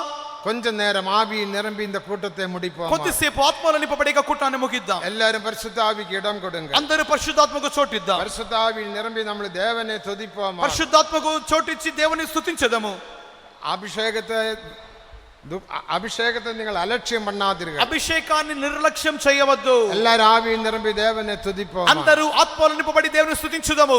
இதோ தேவன் வல்லமையான கிரியைகள் செய்ய போகிறார். దేవుడు శక్తివంతమైన క్రియలు చేయబోతున్నాడు. உங்களுடைய பிரச்சனைகள், మీ సమస్యలు, వ్యాధిகள், వ్యాధులు, கடன் தொல்லைகள், అప్పుల బాధలు, இனி என்னென்ன போராட்டங்கள், ఇంకా ఎన్నెన్ని பில்லி சூன்ய போராட்டங்கள், చేతబడి శక్తుల மந்திரவாத போராட்டங்கள், మాంత్రిక శక్తుల పోరాటం எதுவாயிருந்தாலும் ఏది వచ్చినప్పటికీ எல்லாவற்றையும் மேற்கொள்ள இந்த வல்லமையின் அபிஷேகத்தினால் தேவன் உனக்கு உதவி செய்வார். ఏమి విరోధముగా వచ్చినప్పటికీ అభిషేక బలముగా జయించుటకు దేవుడు సహాయం చేయబోతున్నాడు. ஆனபடினால் கரங்களை தட்டி தட்டி ஆவியில் நிரம்பி தேவனை துதிப்போமாக. కావున చప్పట్లు కొట్టి కొట్టి ఆత్మలో నింపబడి దేవుని మహిమపరచుదాము.